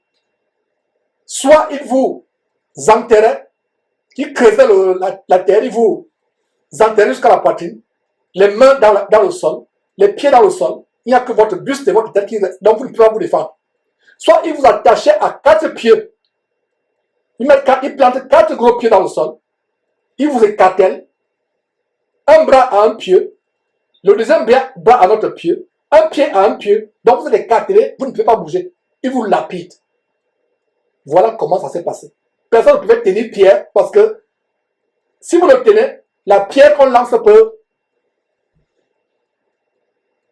vous blesser. Donc il fallait que Pierre soit immobilisé et recevoir la lapidation. Vous mourrez de manière atroce. Vous ne vous défendez pas. Ne lisez pas vite la Bible, mes frères et sœurs. Quand vous lisez la Bible vite, vous manquez certains détails. Le détail ici, c'est qu'il a été lapidé. Et je viens de vous expliquer comment se passe la lapidation. On vous immobilise et on amène des grosses barres de fer ou de pierre ou de grosses pierres ou de gros bâtons. On vous broie les os. C'est ça qu'on appelle lapidation. Quelle mort horrible. Voilà comment Étienne est mort en Actes chapitre 7. Vous ayant expliqué la barbarie de la lapidation, appréciez maintenant la délivrance de Dieu, mes frères et sœurs. Comment Dieu ramène à la vie un de ses serviteurs qui est mort par lapidation, la tête broyée, le corps broyé, etc. Donc ils ont laissé Paul. Ils ont dit Paul est mort. Verset 19, à nouveau. Ces gens poursuivaient Paul et Barnabas. Barnabas, oh mes frères et sœurs, Barnabas, lui, il a échappé à la lapidation, mais Paul a été lapidé, broyé par des pierres, des bâtons, des fers. C'est ça le mot. Alors, verset 19, à nouveau, suiveur d'Antioche et d'Icône, des Juifs qui gagnaient la foule et qui, après avoir lapidé Paul, le traînaient hors de la ville. Pourquoi le traînaient? Parce que c'est un cadavre. C'est tellement les hyènes, s'il y avait les hyènes là-bas, ou les chacals, ou les oiseaux, les vautours devaient le manger. On le traînait hors de la ville. Mort. Pour eux, ils étaient morts. Mais qu'est-ce qui se passe? Voilà encore, mes frères et sœurs, la puissance dans l'église qui craint Dieu et qui croit Dieu. Mais verset 20, les disciples l'ayant entouré, il se leva et entra dans la ville. Il se leva. Mes frères et sœurs, je viens de vous expliquer ce que c'est la lapidation. Le corps est broyé par des pierres. Les blessures béantes occasionnées par ces grosses pierres qui tombaient sur vous, ces bâtons, ces fers. Mais le lendemain, il se lève. Les disciples l'entourèrent. Ils l'entourèrent. J'imagine comment ils se donnaient les mains pour prier pour lui. Et ils se levaient. Malgré le fait que pour eux, ou pour les gens de la ville plutôt, Paul était mort, ils ont eu la croyance en Dieu. Ils ne sont pas fiers à ce que les yeux voyaient. Ils ne sont pas fiers aux blessures effrayantes, béantes sur le corps tout au long du sur le corps de Paul. Malgré ce qu'ils voyaient, ils ont entouré Paul, visiblement, véritablement, ils sont de les mains. Ils ont prié, Paul se leva. le mort ayant le corps broyé se leva. Mon frère, ma soeur qui écoute cela, si tu ne croyais pas que Dieu, même après la mort, peut reconstituer tes tissus, tes muscles, tes os, voilà une évidence. Voilà une preuve. Vous qui dites que oh, Jésus-Christ ne croit pas au miracle. Jésus-Christ ne croit pas aux délivrances. Jésus-Christ ne croit pas, Jésus ne croit pas au miracle, Jésus ne croit pas aux délivrances. Vous voulez que nous croyions au miracle et délivrance avec des acteurs de cinéma? Non, non, non, je ne croirais pas. Personne de Jésus-Christ ne croira. Nous croyons au vrai miracle et ces miracles se passent encore aujourd'hui. Il y a des miracles que certains membres de Jésus-Christ ont opérés. Des grands miracles. Des personnes qui ont été ressuscitées des morts. On ne va pas publier ça. Pour que la gloire ne revienne pas sur un membre de Jésus-Christ. On ne va pas publier cela. Quelqu'un qui fait un miracle, il s'empresse de mettre sur YouTube. C'est la preuve que ce n'est pas Dieu. Parce que si vous faites un miracle véritable venant de Dieu, vous aurez peur de mettre ça sur YouTube pour ne pas amener les gens à vous donner de la gloire. Conclusion, si vous voyez un miracle à la télévision d'un pasteur, un miracle, une délivrance, un miracle d'un pasteur à la télévision sur YouTube, sur Facebook, c'est la preuve que Dieu n'est pas dedans. Parce que si c'est le Saint-Esprit qui a inspiré ce miracle, le Saint-Esprit qui a inspiré ce miracle donnera à l'homme de Dieu, par qui ce miracle a été opéré, à être humble, à donner la gloire à Dieu. Est-ce que vous comprenez mes frères et sœurs? J'espère que vous comprenez ce que je viens de vous démontrer. Donc, si vous voyez un miracle de Dieu sur YouTube, sur Internet, ça ne vient pas de Dieu. Ça ne vient pas de Dieu. C'est pour se faire voir. Les gens ont des chaînes seulement pour les miracles. En fait, c'est des chaînes ou des épiciers évangéliques pour le business.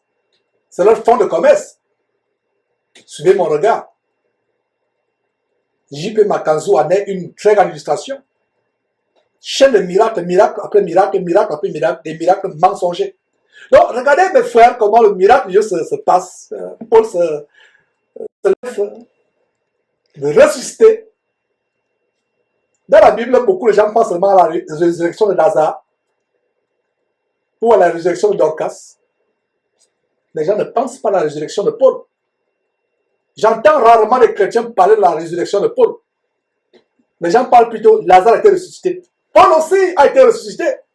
Mon frère, ma soeur, en lisant le livre de Actes, savais-tu que Paul a été ressuscité des morts?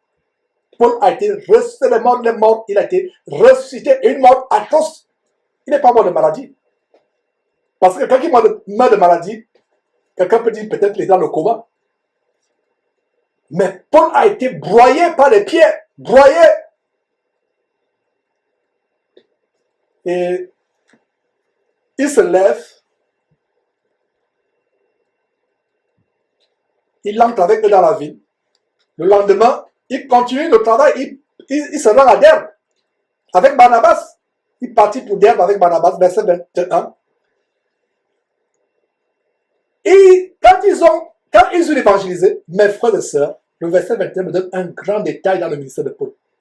Il n'a pas demandé à Dieu des vacances. Il n'a pas demandé à Dieu la convalescence. Sur le champ, il continue, verset 21, il continue à Derbe à évangéliser. Quand ils eurent évangélisé dans cette ville, quand ils eurent évangélisé cette ville et fait un certain nombre de disciples, ils retournèrent à Lystre, à Icône et Antioche. Ils retournent là où les gens sont venus pour les lapider. Ils retournent, n'ont pas peur. Verset 2, fortifiant l'esprit des disciples, les exhortant à persévérer dans la foi. C'est ce que nous faisons derrière Jésus-Christ. Ce n'est pas par hasard que Barnabas s'appelait fils d'exhortation. Il s'est associé à Paul et il a mené son ministère d'exhortation à celui de Paul. Donc il fortifiait, exhorter signifie fortifier les disciples, les amener à être plus forts dans la foi, à ne pas se relâcher, à ne pas se fatiguer, à ne pas se décourager, à être forts dans la foi, fortifiant les disciples, fortifiant l'esprit des disciples, parce que l'esprit des disciples était abattu par la persécution, ils étaient enclins au découragement. Mais il est fortifié l'esprit des disciples, les exhortant. Exhorter signifie encourager à un effort plus valable. encourager, notez très bien que exhorter signifie encourager un effort plus grand, fortifiant l'esprit des disciples, verset 22, les exhortant, les encourageant à persévérer dans la foi et disant que ce n'est pas beaucoup de tribulations, pas par des tribulations, mais pas beaucoup de tribulations qu'il nous faut entrer dans le royaume de Dieu. Vous voyez donc la différence avec l'évangile diabolique de la prospérité où on vous demande de croire que tout sera rose dans votre vie. Tout sera doré comme de l'or. Tout sera bling bling. Tout sera de l'or. Est-ce que vous voyez la différence entre l'évangile de Jésus-Christ, prêché par Paul et Barnabas, prêché par Jésus-Christ et l'évangile des Karambirés et autres? Est-ce que vous voyez la différence avec l'évangile de Kassanou? Qui est menteur? Paul qui dit que ce n'est pas beaucoup de tribulations qu'il faut entrer dans le royaume de Dieu, ou Kassanou qui dit que vous serez les rois, vous serez les ministres, vous serez les hommes d'affaires, vous serez les présidents, vous serez riches, vous serez les Bill Gates, vous serez les Betancourt, vous serez les Rothschild. Qui ment? Kassanou ou Paul? C'est Kassanou et Masolo Chidacier et autres qui mentent. Vous voyez comment ces gens se soignent, ils se soignent.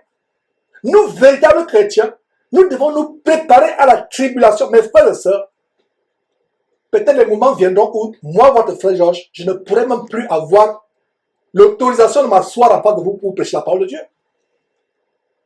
Peut-être ce sera en prison.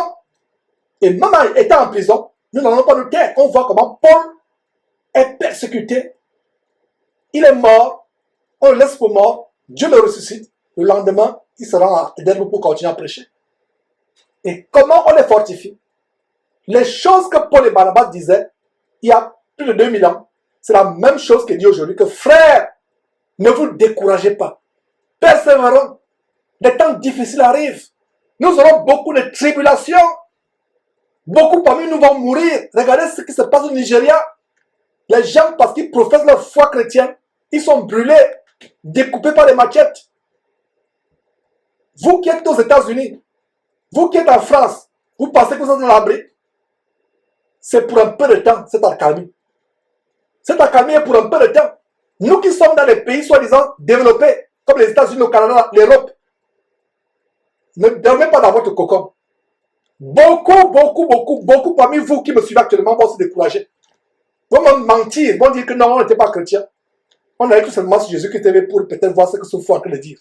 Non, on n'était pas chrétien, donc ne nous tuez pas, laissez-nous à vie. Beaucoup vont renier. On va demander aux gens, pourquoi tu te coupes pas la tête? Dis publiquement que tu renies Jésus, que tu n'as jamais été son disciple.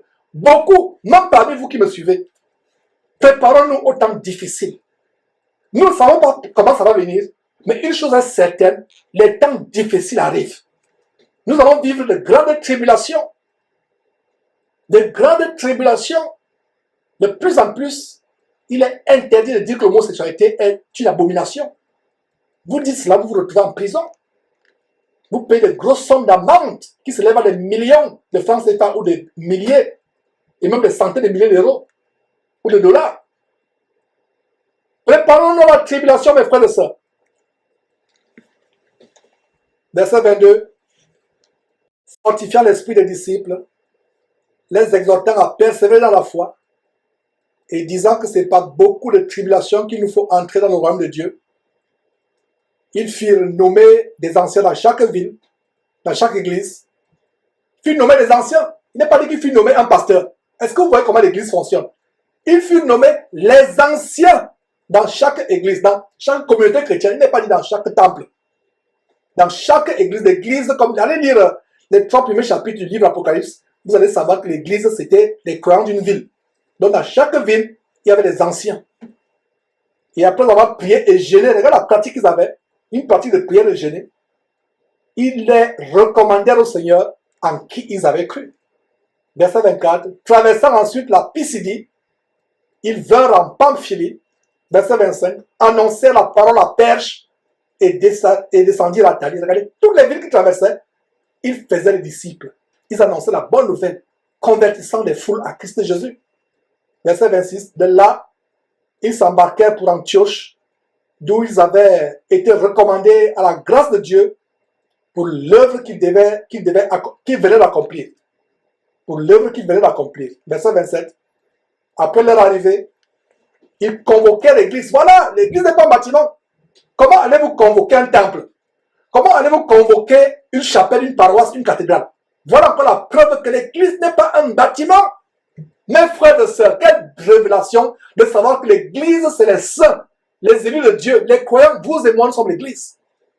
Voilà, le verset 27, après leur arrivée, il convoquait l'église et il racontait à qui? À l'église.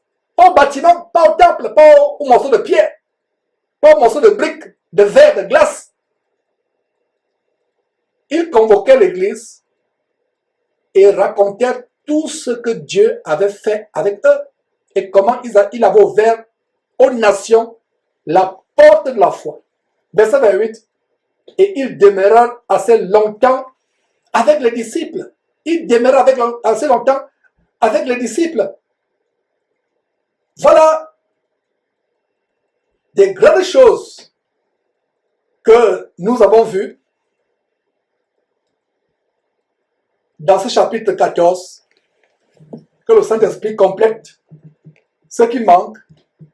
Quand nous revenons la semaine prochaine, les adieux, si je suis toujours en vie ou si Jésus-Christ ne revient pas que temps, nous revenons sur cette antenne Jésus-Christ TV pour étudier le chapitre 15. Et beaucoup de personnes pensent qu'un chrétien doit s'abstenir de tel aliment ou tel aliment. Il y a une vidéo que beaucoup de personnes m'ont dit de regarder, où on m'accuse d'encourager les chrétiens à manger du porc. Je ne sais pas quelle personne a fait cette vidéo, je ne sais pas, je n'ai même pas regardé telle chose. Et je peux vous avertir, mes frères et sœurs, déjà par avance, qu'il y aura des grandes relations au chapitre 15, parce que l'église de Jésus-Christ a réglé les détails sur ce que nous devons manger ou ne pas manger. Et je peux déjà vous dire qu'un chrétien qui mange le porc n'a pas péché. Sur la base de Actes chapitre 15, on verra les détails point par point. Donc ce chapitre va exposer les détails sur les aliments interdits aux chrétiens. Nous allons voir les grandes choses, mes frères et sœurs. Donc l'émission va se poursuivre. Dans la première partie de notre émission vient de s'achever. Et nous allons poursuivre avec la deuxième partie qui est les questions-réponses et témoignages et l'appel aux contributions des uns et des autres à soutenir la diffusion en Afrique. Donc nous revenons dans quelques minutes pour la deuxième partie de cette émission, à savoir questions-réponses, témoignages et appel aux contributions. Vous connaîtrez la vérité vous affranchira.